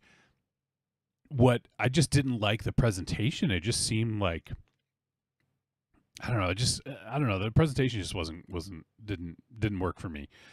And then the thing is, I feel like you're supposed to like have sympathy for any of these characters, but it jumps around like so quickly that I don't even think I even realized that these characters were the younger versions at times. Yeah. Like, it took me a while to realize that Alice was the daughter, like, early on.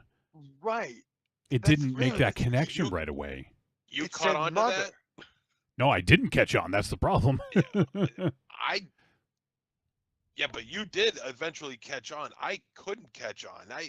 Because by the time I felt like I should care about these characters, I didn't care about the movie at all. Right. Because the Same, characters, the character development was just so jagged, and I just had a hard time trying to figure out who was who. Even during the same time frame, I'm hearing names and I'm seeing people, but I can't connect the name to the people because the setup of this story is just so jagged. Yeah. And that's the thing, like there's that scene, a terrible scene where the dad's possessed with the daughter, with the older daughter, right? Yeah, yeah. Yeah. Now, was that the first time that happened? Was it because of the possession? Because it seemed like the possession was taking something that's happened before to a new level. But then I think, was it the first time it happened that kicked off the events? And they only mentioned the mom being in the other room, but I don't think we ever see because the child has is it called the hair lip? I don't know what it's called. Yeah, But the mom and the daughter had the hair lip. the same thing. So Yeah. they both had the hair lip. Yeah. Okay. I don't now. There's no significance to the hair lip, as far as I could tell. It didn't seem. I don't know why they would even do that, but And that's not a knock. That's just trying to identify characters when they're in makeup and hair and demonic possession and shit. Yeah, it's the thing that's really frustrating is I feel like the beginning works somewhat, other than it being too long. Like you can easily sympathize with Mikey, right? Like he's being terrorized by this demon possessed woman. So you can kind of get in with that, right? Like you can engage with that. But then when it starts jumping around, it's almost like it eschews anything that it built up, and you're starting fresh every time. Like it doesn't. I feel like this film doesn't build on top of what its early success, and that just makes it like endlessly frustrating. Like I feel like there's a couple things in here that could be decent. Like obviously, you're not going to get a full film out of the like first act of this with the demon possessed woman like going after Mikey, like, but there's something there that's somewhat interesting if it wasn't so long. And then at the end, like I feel like this traumatized kid who like he is now becoming basically a slave to his trauma, and that's sort of, I feel like it was just kind of driven home like a little too much. But like some of it was just so silly. Like who fucking wears I don't even know, he's wearing a sheet and then he tries to dress in normal clothes and put a hat on, like what? Yeah, like what? does it like do the hangman thing? Yeah, He's like undercover, like because the minute the boyfriend shows up with like a hot dog hat, you're like, okay, this is a fucking disguise Yeah. waiting to happen. So it's just yeah, man, this well, yeah, and there's this one scene where the girl who's all grown up, whose name I can't remember right now. Alice. Is that Abigail? Or Alice? Abigail. Abigail was the possessed girl in the beginning. Okay, so all right, so Alice, and here she is, and she's invited Mikey into her house, and no attempt to try and take the sheet off his head at all. It's right up there with the newspaper clippings and Friday the 13th sequels that have Jason Voorhees with his mask on. It just doesn't work. It doesn't make any sense at all. I mean, my thought was, how do we explain how he grows in size like Hank Pym? What? What do you mean? Like he's a child trick or treating. No, he's, and then all of a sudden, he was kneeling. That's he was like fucking kneeling so or crouching. He's fucking Dorfon fucking trick or treating. Yeah. Twice when he shows up, and then he's now like fucking Kareem. Well, I guess that's part of that. I guess that's part of that supernatural aspect in the film that nobody cares to investigate. You know. He was the Apache chief of trick-or-treaters, Electrock. Oh my god. For you Hanna-Barbera Super Friends fans out there. Like, he grew like he fucking, I'm like, what the fuck? He's like that Mao Ying motherfucker. All these tall guys. Apache Mikey. Yeah, Apache Mikey. Yeah. Oh, last thing I'll say, my first impression. There was Oh, fucking, let's just go cute. I know we're gonna soon, but one of the so there's that part at the beginning where the editing where the Egyptian dude is moving like super fast motion. But there is a scene where the demon like gets right up close on the camera and his eyes start to bulge out. Do you guys remember the scene? Yeah.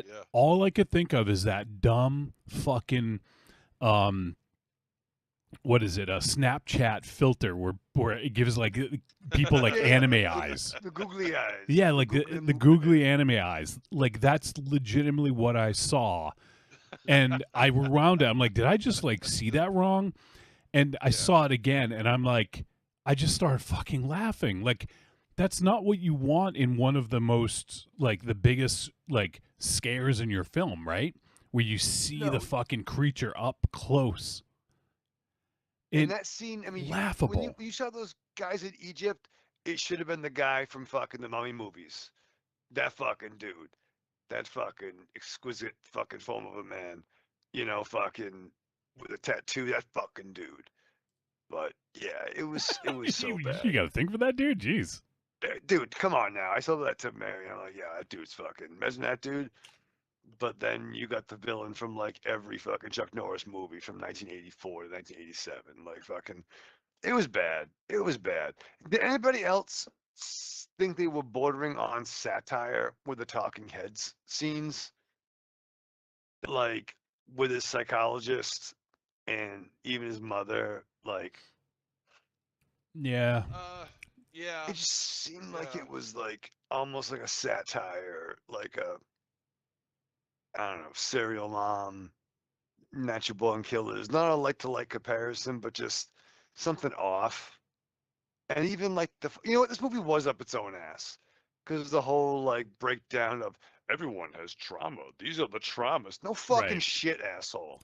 Yeah, like I'm all for, you guys know I like to put on my monocle once in a while, but like when you are like holding the viewer's hand to direct them to your not so subtle subtext, it becomes a little bit of a like groan inducing, thing. Right. And like I feel like I could have done without a lot of the exposition about this. And I get it, and this has been done so many times. We've seen so many movies that deal with trauma, and especially generational trauma. And it's been done so much better in other films. Like if you're gonna tackle it, you gotta like do it in a different way, or not fucking call attention to it and just be like, look, we're doing a movie about trauma. Generational trauma. Like, I don't know. Like maybe some people still didn't get it. I don't know, but it just it's too heavy-handed and becomes like, it becomes silly at that point, Yeah, and the pacing was really wild, and the character development was there was practically no character development outside of the passage of time. And then it's like you just don't even care. Yeah. Because they're just so two-dimensional. There's nothing interesting about any of these people. Sean Whalen's character, you'd swear he was reading off a bunch of cue cards. He might have been. He was. He's very...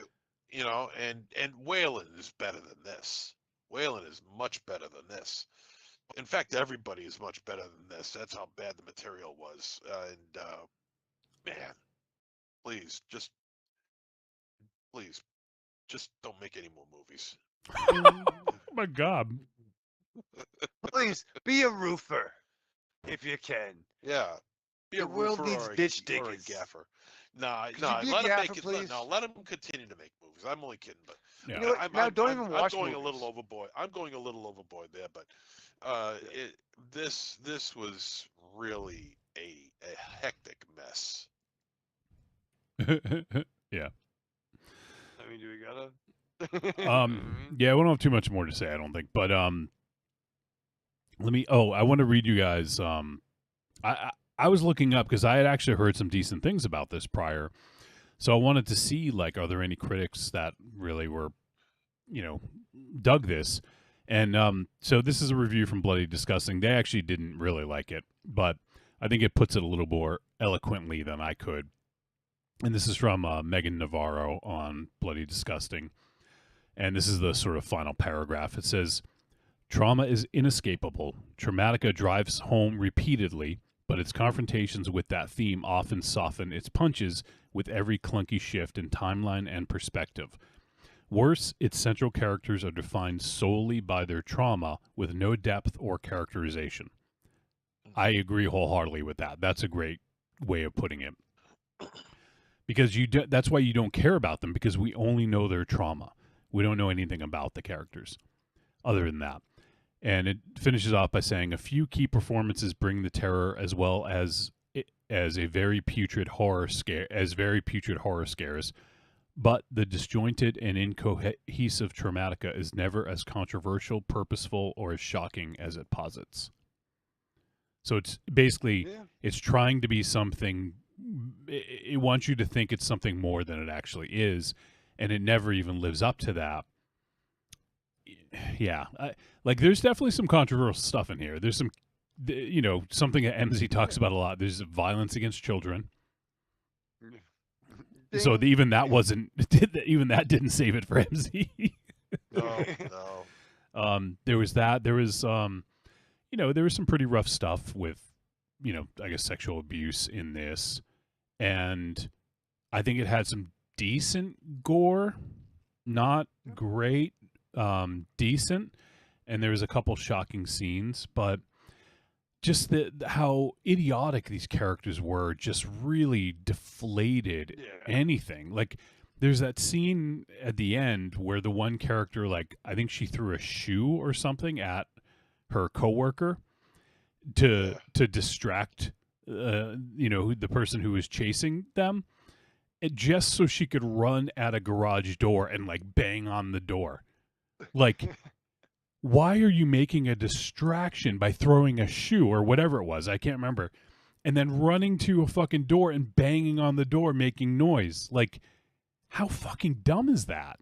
I don't wear heels, but I still think getting rid of footwear is a bad idea. Like, I'm taking my pants off. Yeah, I mean, even if she was able to get out through the door, she's still hobbling around because she's got one shoe on, and she's not going to get much farther without any shoes on. So what's the fucking point? It's there's silly decision making here, and poor character development or no character development. Just bad dialogue, bad acting, just bad everything. And like I said early on, it's like, I can't tell if this is 10 minutes too long or 10 minutes too short. Because if it was 10 minutes too short, I would like to have seen 10 minutes of some character development, and we got zero of that. If it was 10 minutes too long, you cut out some of that exposition and just get to the meat of the matter instead of farting around for 80 minutes or so. It put itself in a really poor time area of 89 minutes. It's 82. not 82 minutes. It's not a very good place to sit. I think it would have. I don't know if it would have made any difference in the world as far as how we feel about the film, but I think if it was 10 minutes longer or 10 minutes shorter, you might have something here, but you don't. It's funny because I think to tell the story that they wanted to tell, I genuinely feel like this film needed another hour And I'm not saying I wanted to see that version. I'm just saying, like, with the story they were trying to tell through all these different timelines, you know, I feel like it needed a lot more time to be able to tell that story correctly. But on the flip side, as we talked about, that some of these scenes just fucking dragged on. So it's like you could have done more with the time that you had. Just cut out some of the, some of the fucking stuff, like with the demon chasing the kid, like for 15 minutes or whatever. You know? Yeah. I don't know. It's just, it's a shame because, like, I think it had some promise. Like the beginning, I think it has some promise, aside from the scenes being really long. So I know MZ was mostly kidding. I don't necessarily agree that this guy shouldn't make movies. I think what he should do is get someone to write them for him.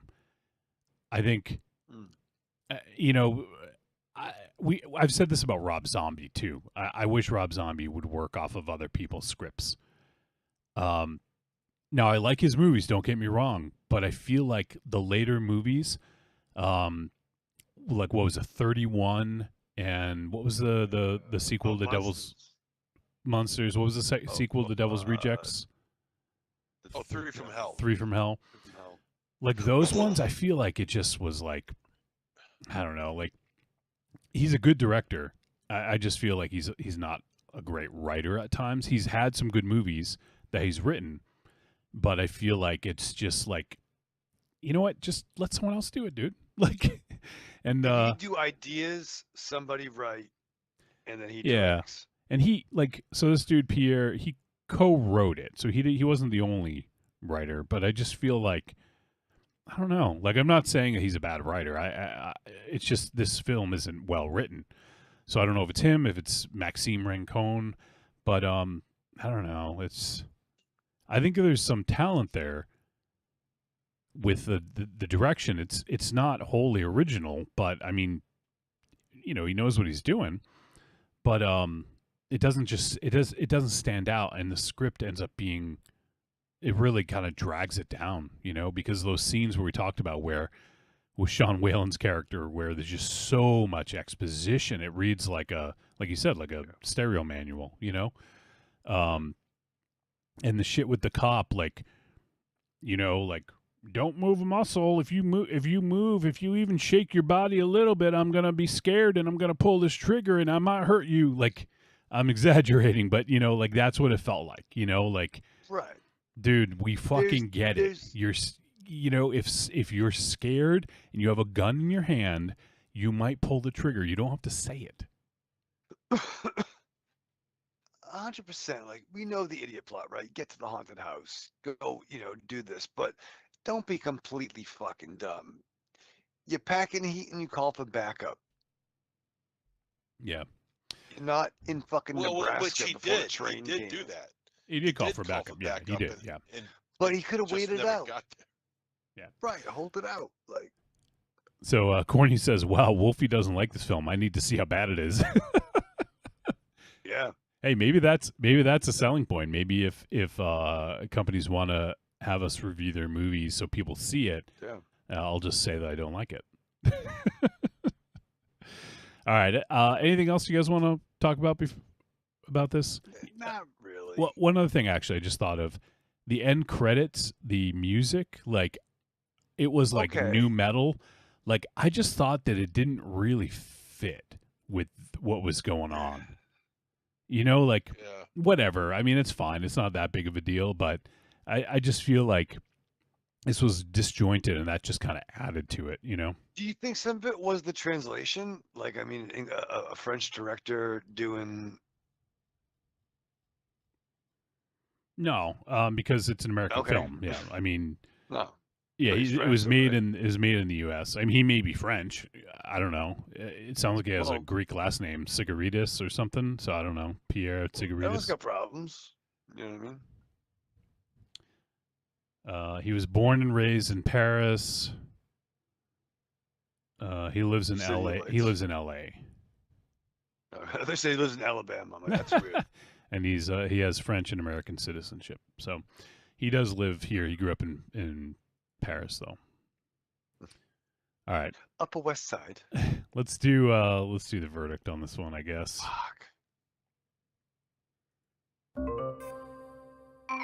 Trick or treat, baby.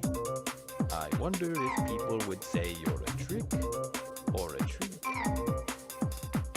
Trick or treat, motherfucker. All right, verdict time. I'm going to let you know whether Dramatica was a trick or a treat, and any final thoughts. MZ. This is a trick. right. I'll elaborate. You don't have to. No, I really don't think I have to, but I really think I should. This was just awful. There's to say there's even potential here is stretching it. The story is not wholly original. The cast seems completely uninterested in what they're doing, and nobody really feels like they want to be doing this movie. It just seemed like a miserable time making it. There's no interest, no character arc, no story arc really, because we don't learn anything about the characters and or the way to decipher them. I mean, they all felt like the same person to me. I don't know who was who in this movie. It wasn't like I wasn't paying attention. It's just the way the story was structured, it just felt so jagged, and the pacing was odd, and it looks good, particularly the basement scenes and inside that creepy house and all that. I mean, it looked good, and I think how the possessed mom looked was pretty good too. I'll give credit to that. She looked pretty good, but it just comes down to the point where it's not even interesting. It's boring. You could throw as much blood and as many monsters and as much, overacting, I guess you could say, into a film, and if you don't make it interesting, it's not going to be fun. And this wasn't fun. This is a trick. All right, Raven Show. I mean, if you're a demons running amok in tiny spaces, scaring children and completionist, then yeah, this is for you, Corny. But if it doesn't fit you, then I don't know. I mean, there was some scares in this. There was some. You know what I mean? Can you translate that for us? What does that mean? Yeah. I mean, there's scary demon violence. You know what I mean? You know what I mean? You understand? But yeah, I mean, yeah. Yeah, I hear you. Like George Lucas said, a special effect without a story is a boring thing, and a scary demon running amok terrorizing a kid without a story is also kind of a boring thing.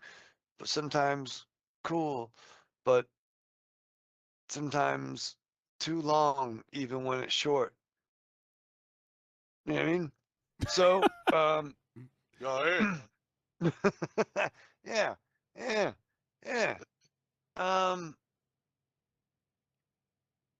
it's a trick. You know what I mean? But I'll see what you do next. Just take a vacation. Think about things for a while. Sound some things out. Talk to your mom. All right. So yeah, are you done? Yeah. All right. I feel like you're finishing, and then you just keep going. So I also forgot to mention the demon in this name was Valpazu. Yeah. Like, that's not a name of a real demon. That's a little too close to Pazuzu. Pazu, Valpazu, Pazuzu. Yeah. Like, yeah. I don't know, man. Like, just, don't, like, if you're gonna reference The Exorcist, like, just call it the same fucking thing. Just do Pazuzu, because we all know what you're trying to say. Yeah. Valpozu, like, nah. It's it's not it, man. That director, Samson Ramai. Samson Ramai. I fucking, speak fucking Pazuzu. So that was another thing that kind of annoyed me. I mean, clearly I made my thoughts pretty obvious here. I did not like this, and this is, for me right now, the worst film of the year. Which is crazy because Wolfie gave 9/11 a tepid treat. Come on. Once again, Raven Shadow with the timely reference 24 years ago. Well, You could say January 6th. That's more recent, right? I don't want to talk about new stuff, Wolfie. I like the old bad stuff. All right, so Wolfie gave the Challenger a good Jesus review. Christ. So yeah, no, this is actually worse than Two Witches, and I didn't really love Two Witches. This just does not work. Man, I haven't talked shit about a movie in a while. Dear I God, feel no. bad Dear doing God, it. no, Wolfie. I feel bad Write doing down, it. MZ. But this is just not a good movie. It's not. This is a huge trick. This is really bad. Don't do it to yourself, okay? Just ask yourself, are you feeling am I feeling sadomasochistic today? If the answer is yes, then go for it. All right, that's going to do it, all right? So, let's go on. Let's move on to something more fun. We're going to move right into the next film, and we're going to talk about Freaked from 1993. This film is rated PG-13, and it is 80 minutes, so it's even shorter than Traumatica. Which is a crime. And significantly better. So Freaked is a dark comedy. It's funny, like IMDb listed as dark comedy, parody, quirky comedy, satire, slapstick comedy, sci-fi. Sure. It is directed by Tom Stern and Alex Winter. It's written by Tim Burns, Tom Stern, and Alex Winter. And the film stars Brooke Shields, William Sadler, Deep Roy, who plays one of the George Ramirez's. Morgan Fairchild, sorry. Randy Quaid as Elijah C. Scuggs. Yeah, baby. We have Derek McGrath as Worm, Jeff Kahn as Nosy, John Hawkes as Cowboy, Mr. T as the Bearded Lady. Let's see. It goes on and on and on. It's Bobcat Goldthwait as Sockhead, Alex Winter as Ricky Coogan, Tom Stern as the Milkman. Fucking, I didn't actually know this. Gibby Haynes, from the band Butthole Surfers, played Cheesewort. We had Who played who? Gibby Haynes, the singer of Butthole Surfers, played Cheesewort. Who the hell is I don't actually remember, actually. I know Rollins played the intro song. That was dope. And also uncredited in like almost a lead role. I don't know that I've ever seen like a character be uncredited who plays like one of the main characters. But we have Keanu Reeves as Ortiz the dog boy. Isn't that like, did he just not want this on his filmography, or is that just like a funny thing to be uncredited? Like, I don't understand. It probably. Well, this was what, 91? 93. MZ? 93. So they were still partying. They were still He partying. was still partying. No, what it was, I think, if I remember correctly, what it was is that he just didn't want his name in the film. He did it as a favor to Alex. Oh, okay. They're lifelong friends. Yeah. And right now, they're on Broadway right now. Yeah, I know. Two. What the hell I is saw that. about? They're on fucking What Broadway. what are they doing again? I forget. I don't So know. about Magic Godot, Act, I Finding guess. Oh, I don't know. Finding Godot, yeah. Finding the new Wonder Woman actress, I think, is the premise. They're trying to find her acting skills, as most people say. Oh, No, I'm just kidding. But- I think she's but fine. Yeah. And I think he was paid like $1 million to do the film. Okay. But he didn't want his name in the film. He did it as a favor to his friend Alex Winter. Okay. So Yeah, waiting for. I don't know if it's Godot or Godot, but Keanu Reeves and Alex Winter star in Jamie Lloyd's production of Samuel Beckett's classic, and it is on Broadway. Let's see, it's It's playing until January 4th, so it's from now until January 4th at the Hudson Theater in New York. Sure. Come see the stage production of Freaked. Now that I Yeah. would go see. Yeah. Now that I would go see, and so would you. Don't deny it. So let's the synopsis for this one. A vain actor, his best friend, and an activist end up at a mutant freak farm run by a weirdo scientist. That's a fucking synopsis.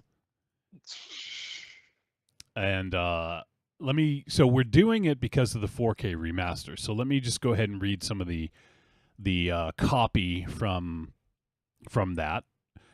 And it says, in this 4K restored cult comedy, Alex Winter stars as Ricky Coogan, a self-absorbed former child star, roped into promoting a toxic chemical.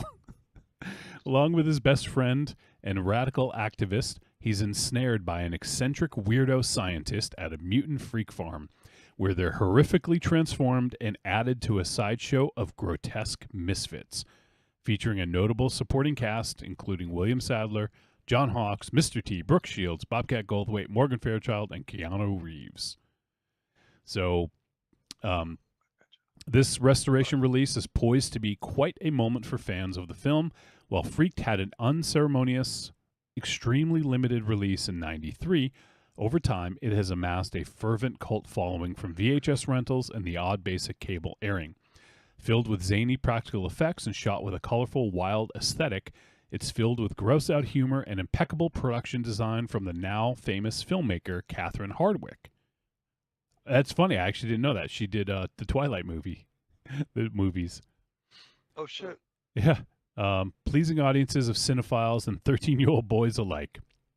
To date, Freaked has been largely unavailable on home video, with just a low-res version available to stream on YouTube.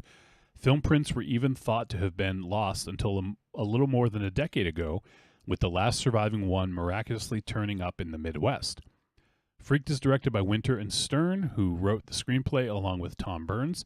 The three had previously collaborated on the MTV sketch show The Idiot Box. The film boasts an eclectic 90s emblematic soundtrack featuring the likes of Henry Rollins, George Clinton, and the Butthole Surfers, who had previously worked with the filmmakers and also appear in the movie. So the restoration, this 4K remaster, is available on digital, so you can get it on VOD, and also the Blu-ray will be dropping on, let's see, November 7th. Yeah, November 5th. I'm sorry. The VOD was October 7th, and the collector's edition 4K UHD and Blu-ray drops November 5th, and you can pre-order it now on umbrellaent.com.au. So if you just search Freaked and Umbrella, you can probably find it pretty easily. So, yeah, and we talked about the collector's edition a little bit last week, but man, it is jam fucking packed. I'm not going to tell you everything that's on it. There's just a lot, and it comes with I'll just read you. So the collector's edition, a bumper 100-page book featuring behind-the-scenes, new essays by Justin Beam, Whitney Sebold, and Mike Saunders, and fan art. A Freaked script book with custom artwork by Nicholas Baltra. Freaked original comic book, custom art Freaked stickers. So you're a hideous mutant freak, now what? Pamphlet. Custom artwork rigid case by Thomas Nicolette. Classic poster artwork slipcase. A3 canvas poster. Limited edition numbered release. And there's just a ton of stuff on it. So, yeah, if you guys are into physical media, you want to get a really fucking good release of this, you can get it from Umbrella. And the collector's edition is $85. It's honestly not bad for everything you get. I think with the non-collector's edition, I think was $49. So for an extra $36, I think you get a ton of shit. So if that's your bag, you like collecting, definitely go seek this out. It's a limited edition numbered release, so I don't know how many. It doesn't say, but yeah, it's a hell of a package. So if you're into this and you like this movie, or even if you've never seen it and you think you will, like, definitely check this one out. So, MZ, I know you're a tremendous fan of this film. I know me and Raven Shout have seen it before, and we can talk about it, but I hadn't actually seen it in a long time. I'm talking 20, 25 years, I think. So, MZ, did you watch the screener copy we got, the remaster? Hell yeah. Okay. So I'm curious if you could. I wouldn't be able to talk about it if I didn't. Well, I figured, but I know you own it. So, but I was hoping you could talk about the differences, because you own the DVD and you've watched it fairly recently. So, Yep. What did you think of the remaster? The remaster, it is noticeable. The improvements are noticeable. The high res picture, color correction, the whole thing, man, and it looks great. I mean, on DVD it looks good, it really does. But the 4K remaster looks fucking faboo, babe. It looks awesome. The way the colors just kind of it looks amazing. The way the colors are able to separate themselves yet kind of blend into each other at the same time. This was hard work. They really busted their ass. Umbrella really busted their ass to get this done right, and they got it done right. This looks great. There's some the green hues and the reds, and sometimes they'll blend them in together, and they just get that right tint of whatever green and red give you. I forget now, but what is it? Blue? No, yellow and oh my god, yellow and green make blue. Yeah. Yeah. Red and green make what? Purple, probably. I don't know. Either way, the color correcting on this is really, really on an upper standard. It's really well done. There's no pixelation. The blacks are jet black. You don't see any pixelation. It just runs so smooth. They did a bang up job here. I love it. Yeah, I would agree. Like I said, I haven't seen it. The non-remaster in a long time, so it's hard to compare it. But this just it popped. It really popped off the screen, and it just looked really good. And the practical effects look fucking amazing. You can see everything in its full glory. I love how they insert animation into certain parts of this to, like when they merge the two characters. Oh yeah. They did a couple animated things that I think look really cool. And also one thing that really stood out to me this time was the opening credits. I thought looked really awesome. Oh, fantastic. Yeah, like it's such a subtle thing, but it's hand animated, and it just looks so good. Like this film is before, so 1993. There's no CGI at the time. Right. So everything you see, they added some animation stuff post production, but man, like so much of it's on screen, and it looks like in camera, I should say, and it looks really, really good. This is I actually forgot how silly this movie was at times. Like oh my god, the Hollywood Squares thing, I forgot about that. That fucking killed me. The Paul Lynde joke. Does it mean we have a good time? Yeah. Paul Lynde. Paul Lynde. Like, of course you gotta have the fucking Paul Lynde. Oh my god, that shit was fucking hilarious. There's so many, like, the cast is just insane. Like, how do you get, like, Mr. T, Bobcat Goldthwait, William Sadler. Keanu Reeves, Alex Winter, Yeah, William like- Sadler. Yeah, Brooke Shields. The dude Brooke from- Shields, yeah. Brooke Shields. Well, I mean, come on, you call her. Hey, Brooke. Hey, Brooke. Come here, Brooke. The guy from UHF that was Weird Al's best friend. Yeah. Who? He was the heel, William Sadler's like heel buddy. For the Everything But Shirts, so Everything But Shoes Corporation. Oh, I think I know who you're talking about, because he wasn't. I don't think he was his buddy in UHF, but he was also in. Holy shit! What's his name? No Holds Barred. I'm trying to think of who you're talking about. In UHF, it was Weird Al's buddy. In this movie, he played the William Sadler's. Oh, he did? Like business his guy, name the one is, that wasn't.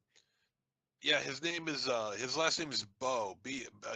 David Bowe. He's kind of balding, big forehead. Yeah, David Bowe. That's his name. Bowe. Bowe. He was also in Back to the Beach as well. Yeah. Come on, guys, let's party. Yeah. Yeah. that Okay. guy. Yeah. Yep. Is he in? He's Is great. he in that? I didn't even Oh, realize that. he was Oh, shit. also in Uncle Buck. Yep. Yeah. Was he? I'm trying to was the think. heel Was he in boyfriend. this? Yeah, David Bowe. Yeah, I- EES assistant. Yep. Really? No shit. Yeah, I Holy remember shit. him. He was. gotta look at I this didn't recognize him until the end. In the end, Yeah. When they were. in line, and they get pelted with the ooze. Yeah. Okay. Oh, I didn't even realize it. And Larry Bud Melman. Yes. Larry Bud yeah. Melvin, as, speaking of as topical. the president of the United States. Yeah, the way the colors pop in here, not to mention the sound, the 4K sound. Yeah. It just, I mean, on other areas you would have this dialogue, but then the music would just pop out right and and take front and center, and whatever dialogue was being said was kind of hard to hear. Here, it's all straightened out. It's all straightened out, and the sound is there with the dialogue and the music, and it's leveled out perfectly. Mm-hmm. And I heard everything, and I was happy. Yeah. Now, as far as going back to Police Academy is concerned, Mm. you got two actors here who were in a Police Academy movie together. You have, of course, Bobcat Goldthwait Yep. as Zed, and I'm going to be specific in Police Academy 4, Citizens on Patrol, where also you get Derek McGrath, who played the Worm. The Worm. And he was the lawyer at the beginning of Police Academy 4, where he says to Mahoney, I think this he plays Butterworth. He's like, I like the sound of this COP program you have going on here. A lawyer wants to be a cop now. So you take it for what it's worth, or take it for what it's Butterworth. But but yeah, so you got Derek McGrath and Bobcat Goldthwait in both Freaked and Police Academy 4, Citizens on Patrol. There you go. And I love Worm. I'd pay someone to help me wipe my own ass, and Always eat the macaroons. yeah. And I don't understand why. We're gonna go to judge and talk about the film now. I could never understand why Frogman and Rosie the Pinhead didn't get as much screen time Yeah. as they should have, and The even the Eternal Frogman Flame. was brilliant. He's been on to a bunch of things too. Like, it's funny, man. Like, HBO to me, growing up, was probably more influential than MTV. From the comedy they did, from the stand-up to Kids in the Hall to Dream On, and to this. Like, I was very much excited to see this movie when it came out. I feel that HBO championed it back in the day. But watching it again on the Sedation, a lot of shit. So, like, fucking Tusk, you're welcome. Like, fucking, like, a lot of movies fucking stole from this. And it had some great commentary on the world in 2025. Or I'm just been on a lot of Lorazepam. Little A, little B, maybe. Little column A, little column B. And this movie is No a sell at all. practical. This movie is a practical effects wet dream come true. Is it though? It is just yes. What do you mean? Is it though? I'm just saying, is it though? Yeah, it is. What? What? Okay. You don't think it is? Is he right? Class. Wolfie, is he right? You don't think so? No, it's cute, but okay, no, okay. What? Little Manborg, that's fine. Manborg.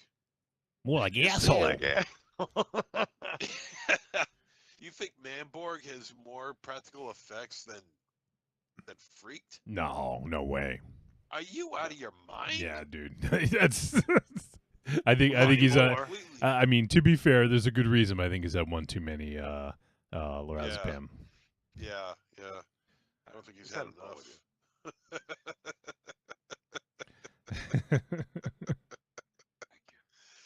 And oh man, no! I mean, this movie is just wall to wall practical effects. It's glorious. Yeah. You got the Kyoto brothers. You got Screaming Mad George. Yep, Screaming You Mad got George.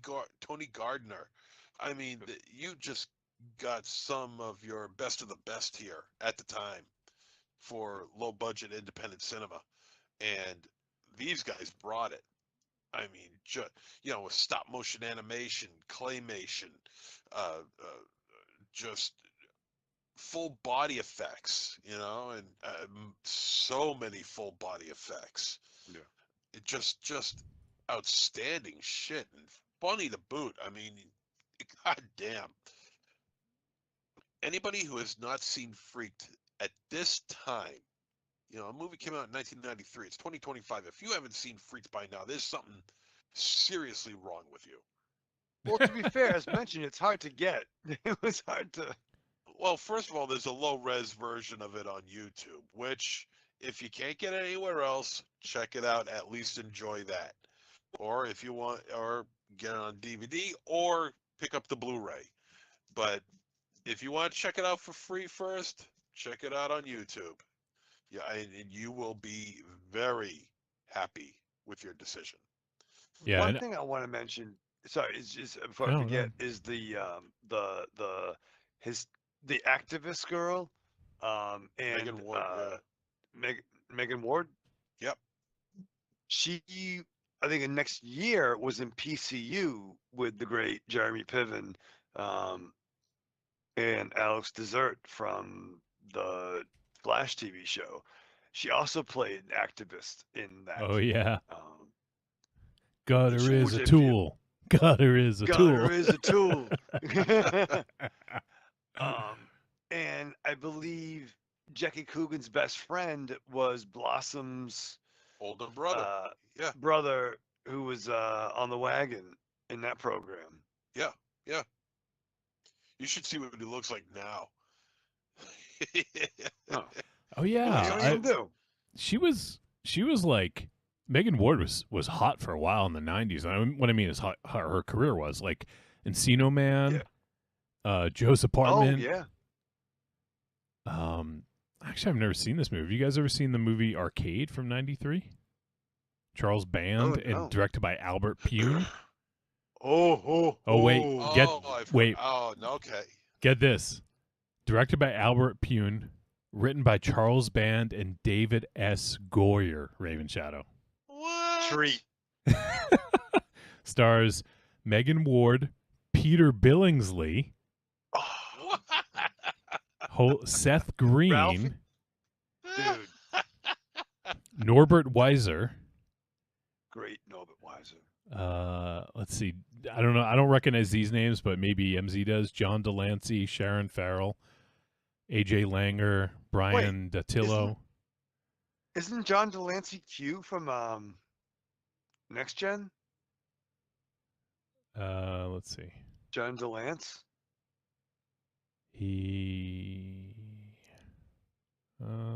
I don't see it on. Oh, he should be. He should have been. He should have been. He auditioned for Q. Oh, it's Courtney B. Vance. No, that's the guy from No, that's from Law and Order. Fuck. Although he was in one episode of Barnaby Jones. Who wasn't? I was in an episode in '77. I mean, when you mentioned about the idiot box, that's why they opened the movie with Yeah. the flying gimp has been destroyed, because Alex Winter was the flying gimp in the idiot box. Oh, okay. Oh, Evil Corny saying that is Q. Thank you, Corny. It's not. Maybe I didn't dig far enough on his IMDb, but it usually when it shows like known for like the most notable parts, it's not listed on there. I thought it would be. He has some balls if he has parts that are over Q. Yeah, no, okay. So he was in the Picard series from 2022, and it says, yeah, he's there as Q. yeah. There you go. It's like Picard. Like, yeah, Shakespeare was great, but you're Professor X and Picard, dog. Let's not get it fucking twisted, dude. I don't care what that movie you made with Chris O'Donnell, like Small Soldiers or whatever the fuck. You're fucking Picard and you're fucking Professor X. We might need to watch this movie Arcade sometime. Right? It's on Tubi. Of course it is. Of course it is. Yeah. What are you guys doing tomorrow? Oh, man. Oh, wait. Jonathan Fuller, is that... Do we know that? No. I think I went to high school with him. No, I thought it was someone... he was in the Flash TV series from 91. He was someone named Steve 4X.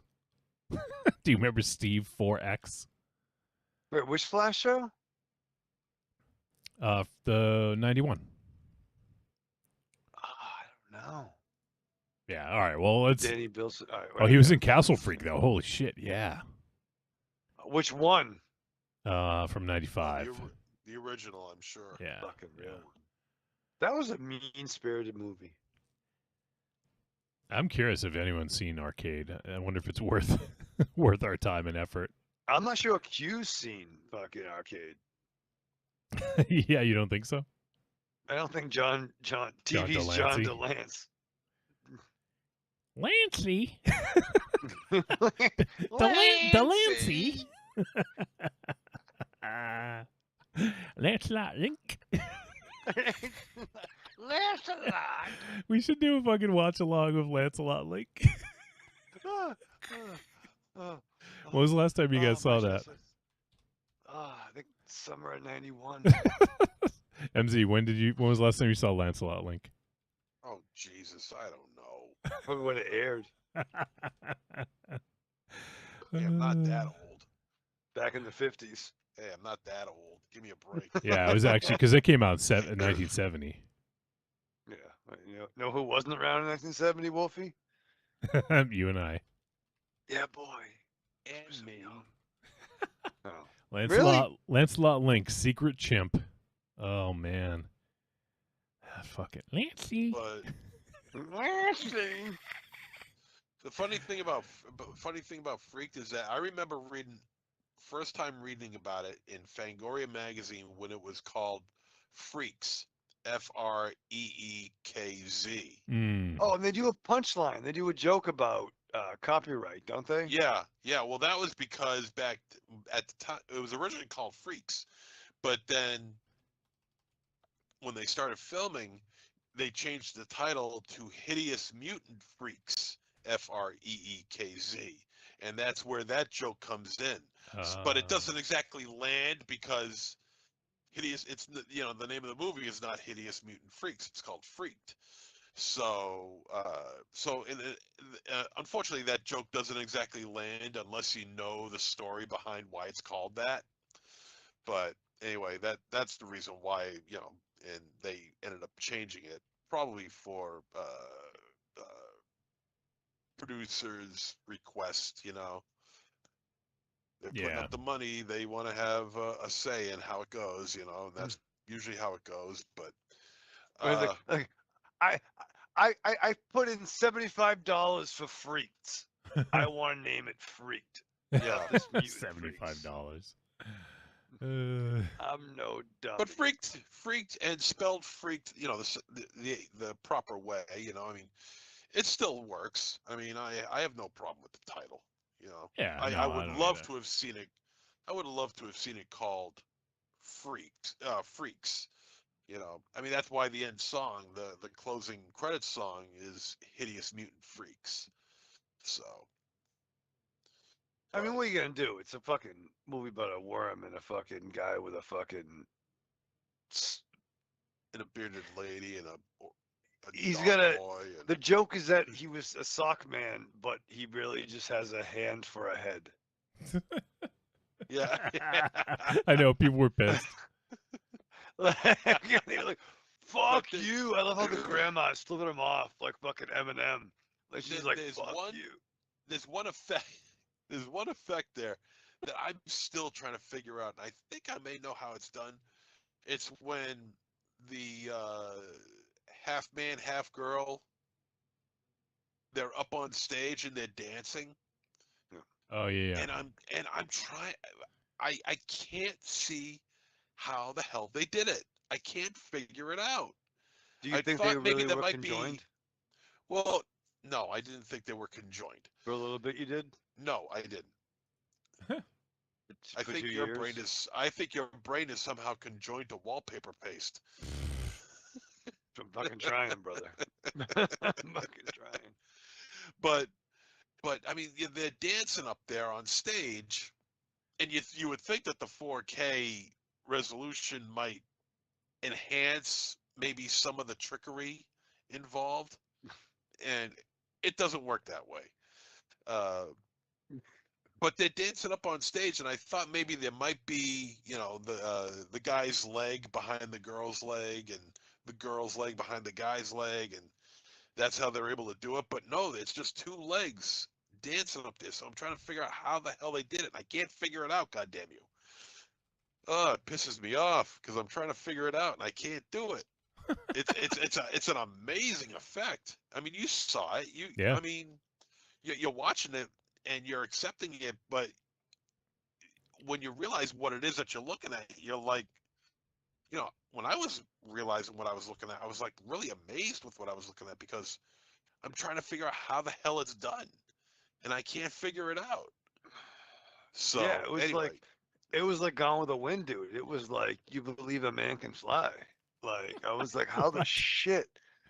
Gone How with the the shit? Wind? You can What does Gone with the Wind have to do with Superman? No, I was blown away. I thought it was like Avatar. I wanted to live in that world. Like I figured they just had a guy and a girl close to each other. Guy and a girl. I don't think they were sewn together for their art. You know what happens when a guy and a girl get close together, Raven Shadow? I've seen a lot of movies. What about that scene where Ortiz the dog boy is? Oh my God, that was sexy and hot and uncomfortable. I have no idea what he was gonna say. When Ortiz Ortiz, the dog boy, what? yeah, when he was doing I can't remember the name of the doing the characters. humps. Yeah, he was on the conjoined Ernie and Julie and Ernie. Julie he was in the bed with him, and Ortiz was like messing around with Julie, and then Blossom's Ernie, brother. yeah, he was like, get off of me. He was like, Ortiz was like he wanted to just have some quiet time with Julie, and yeah. I think that really happened. I think like that's why. It's awesome. It's fucking weird movie. How long was Freaked? It's 80 minutes, I think. How long was Trans 80 Problem? Traumatica, 82 minutes. 82 minutes. How long was Freak? 80. 80. 2-minute This difference. was 2 minutes shorter. Yeah. But it felt like weeks shorter. Yes, it did.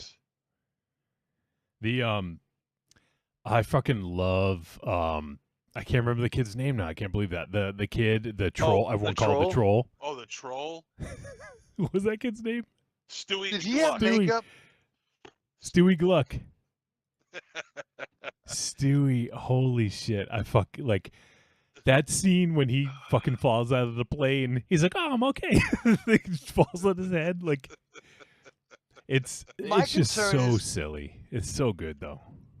My concern is he was so close to the Hague. That would have. I know. truly made Well, the scene. that's the joke, right? Like That's the gag. yeah.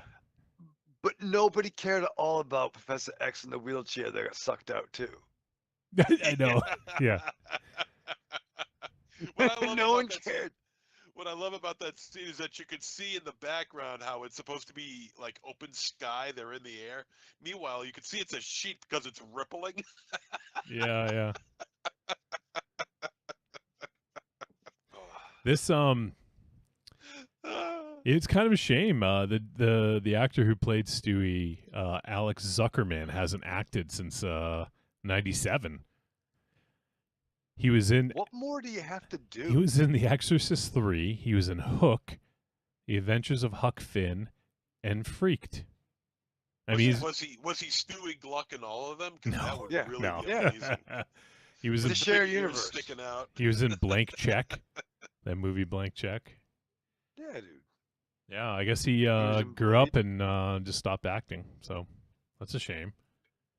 Oh, he should have been Stewie Gluck in an Exorcist 3. But you like just what, like Larry Bud Melman? Like everyone just knows him as that name, Stewie Gluck.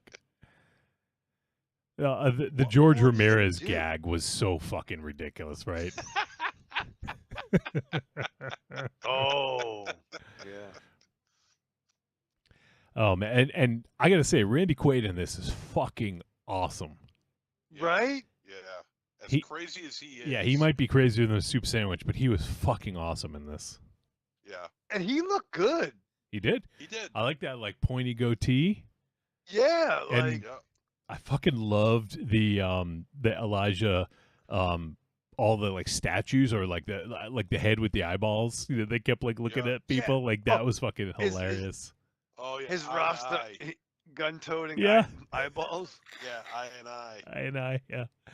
I love that scene when he brings Beast Boy Ricky Coogan to his house. He brings him. It looks like it's like a little outhouse. Like, and then he's like, "Oh, it's like it's a great use of space."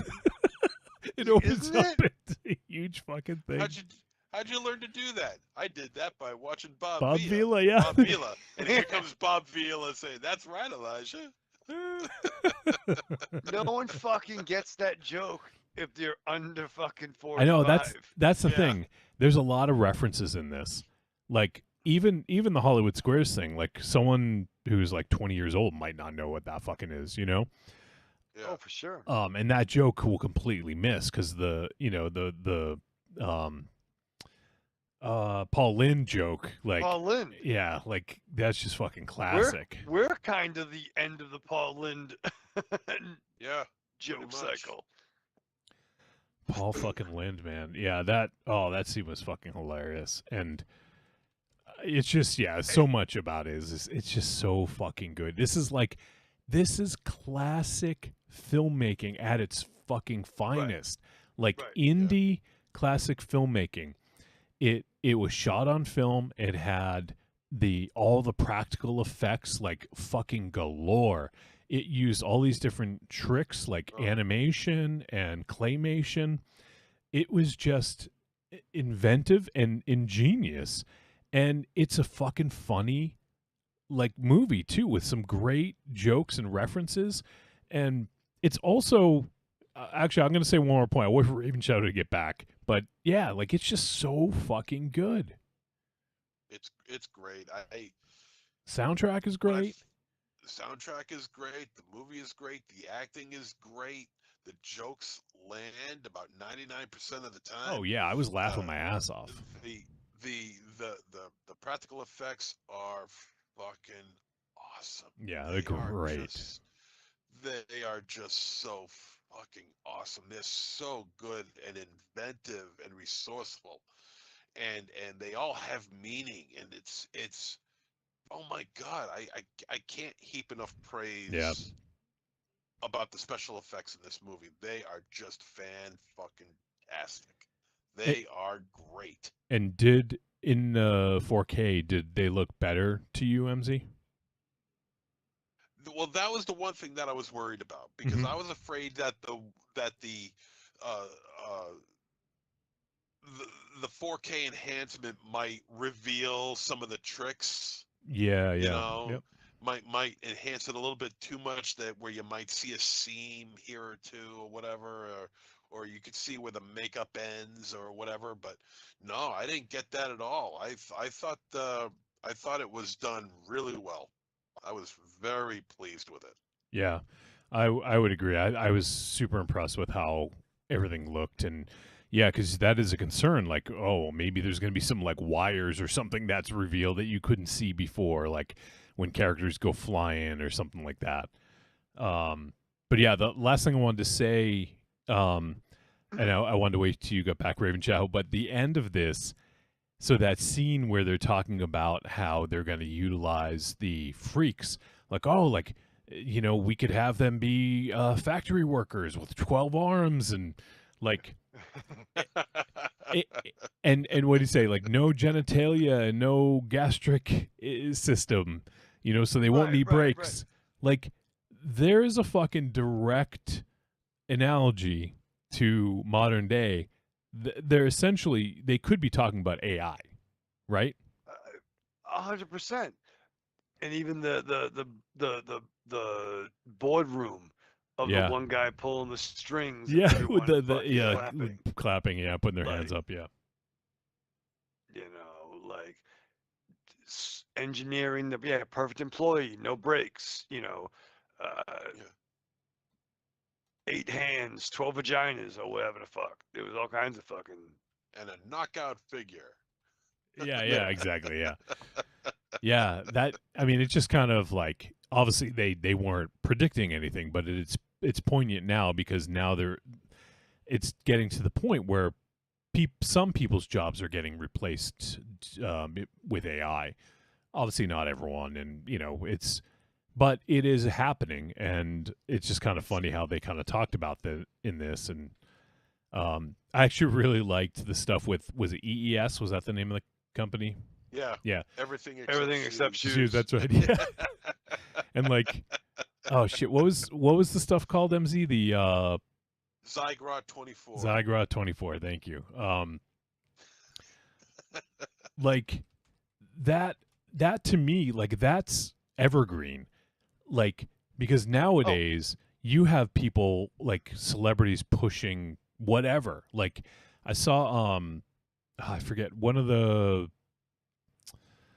oh my God, one of the Williams sisters. I don't know if it's Serena or not, but one of the Williams sisters does like those Ozempic or something like that, the commercials. Yeah.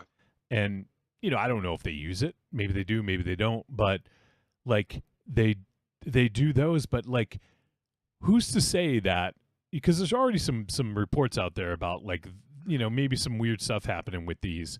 Like, what if in like 5 to 10 years, like those are like completely like outlawed because they had some weird shit happen to people from taking them, and then you have think now about it. Serena Williams is like tied to them, It becomes the fucking jerk, right? The fucking right, yeah. The glasses. Everyone's fucking cross-eyed. Fucking 10 years from fucking now. You know what I mean? Yeah. Like I ain't gonna fucks with LASIK. You know what I mean? So yeah, I just thought that was kind of poignant, and that's evergreen. The whole thing about like celebrities being hired to be like endorse products that you just don't know. Who fucking knows if it's gonna kill people or whatever. Like back in the day with cigarettes. No offense, Raven Shadow, but there was a lot of celebrities pushing them, right? Dude, the fucking Flintstones were. Yeah, Bonnie, true. Isn't that what got him? I like a Winston. Isn't that what got them the Surgeon General's warning? Did it come from that commercial? Do you guys remember? I don't know, but I mean, that I don't know. I mean, athletes. Ted Williams was like, when I'm hitting home runs and killing Nazis, I'm smoking Camels. I'm smoking Chesterfields. Chesterfields. Is that what you smoke?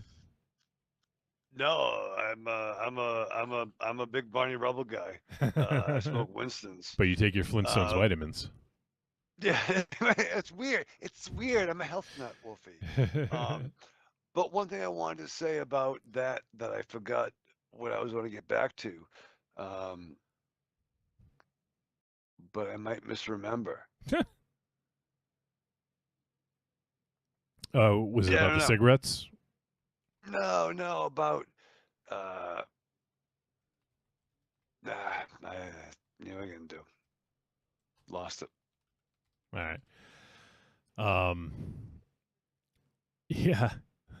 I'm looking here. Flintstones did promote cigarettes as the show was sponsored by Winston Cigarettes from its premiere in 1960 until 1963.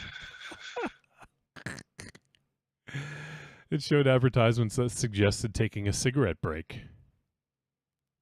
Wow. Well, you get a lot done during cigarettes. That's when the business happens.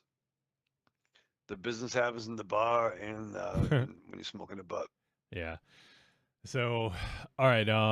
Anything else you guys want to say before we do? I mean, I don't even know if we even need to do a verdict. I think it's unanimous, right? Right. I mean, we talked about this film a lot. But I would say, I mean, this remaster does justice to the original film and then some. It looks amazing. And yeah, go ahead. The drama with Mr. T. He did not like this film, right? He had some problems with it. I don't know. I think MZ would know. Yeah, T had some issues with this movie. He wasn't exactly thrilled to be part of it or have anything to do with it.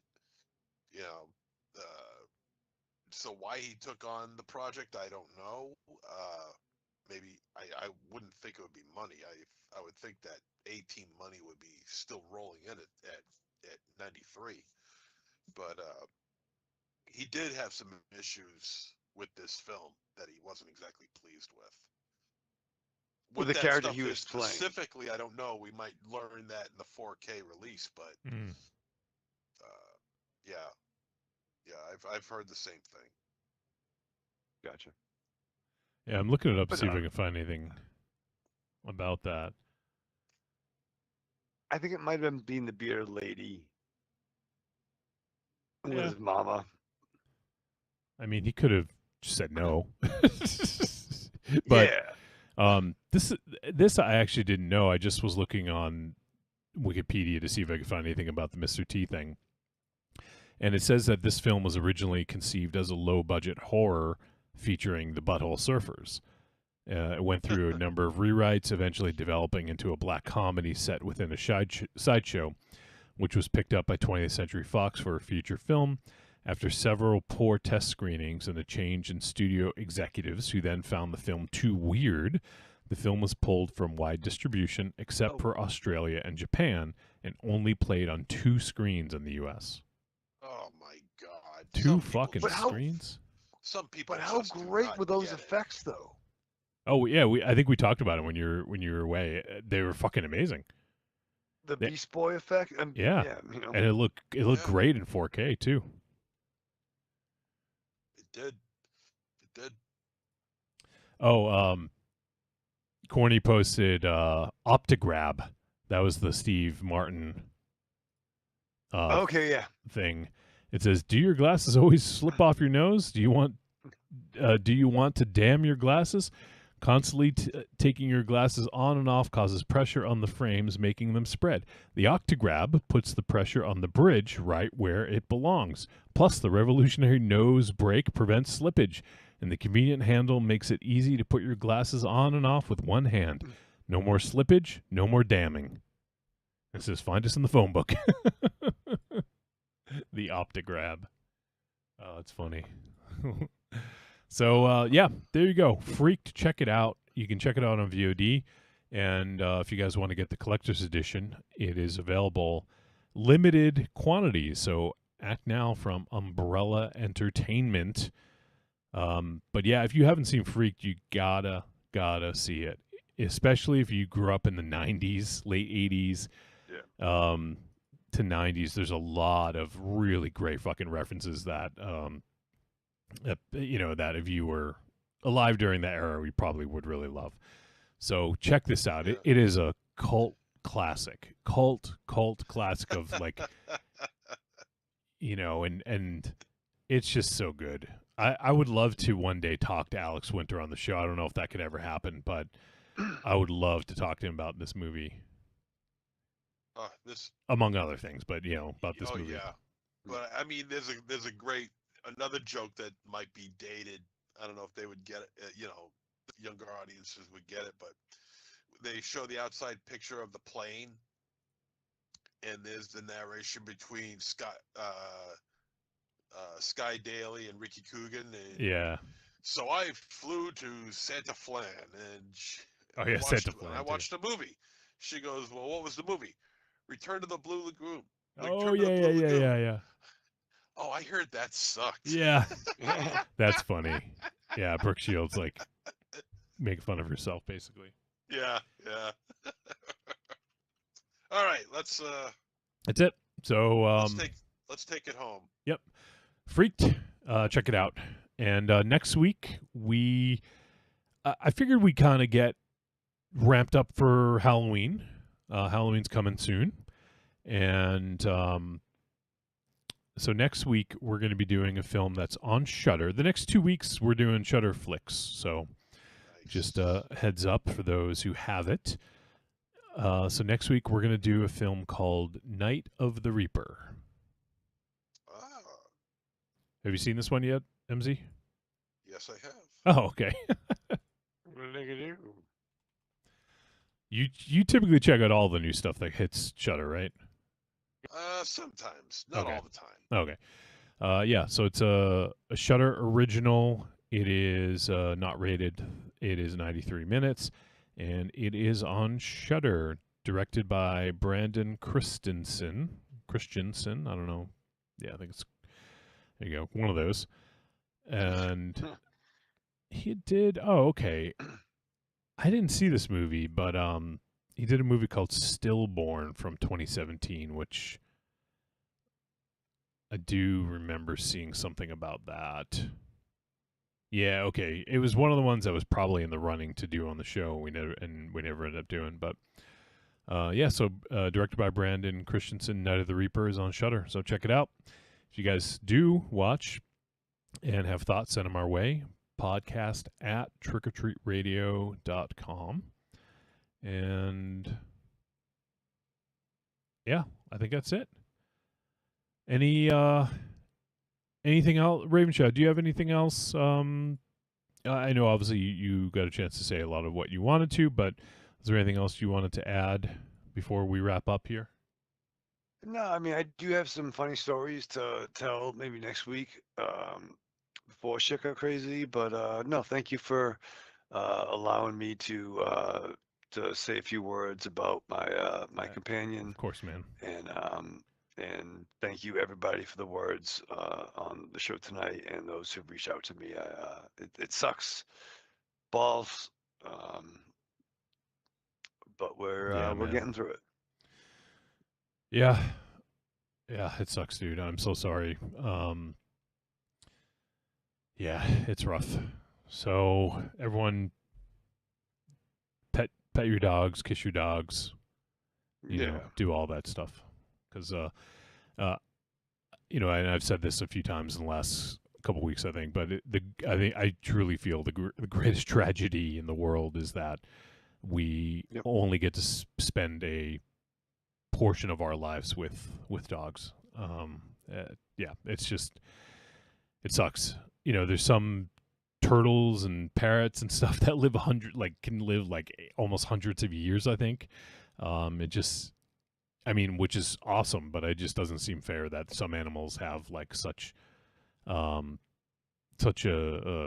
life expectancy like that. Short shell life, if you will. Right. Going back to turtles. And it's like, you know, aside from the fucking ninjas, really fuck turtles. There's diseases, there's germs. No, don't fuck turtles. You don't want to do that. Don't do that. Don't unless no, don't. All right, let's say goodbye before we say anything else stupid. All right, so yeah, let's say goodbye, starting with MZ. Yeah, arrivederci, douchebags. All right, Raven Shadow. Live fast, love hard, and Ollie, I miss you, brother. Daddy will be with you as soon as I can. Well, he's always with you. Yeah, so absolutely. Don't forget that he made you a better person, and that will always stay with you. So you got that, man. And I know that's not much right now, but yeah. So all right, thank you guys. That is going to do it. So everyone, yes, please go hug your dogs, kiss your dogs, take them for an extra walk, give them a little extra treat. You know, just love them because they're not here long enough. And Ollie was a great dude, and I was so happy to have got a chance to hang out with him and give him some treats. Thank you. So yeah, rest in puppy power. Absolutely. All right, that's going to do it. Everyone, check out Night of the Reaper on Shudder. We'll be watching it this week and then talking about it next week. So come back and join us. Let us know what you think, and that's going to do it. We'll see you guys then.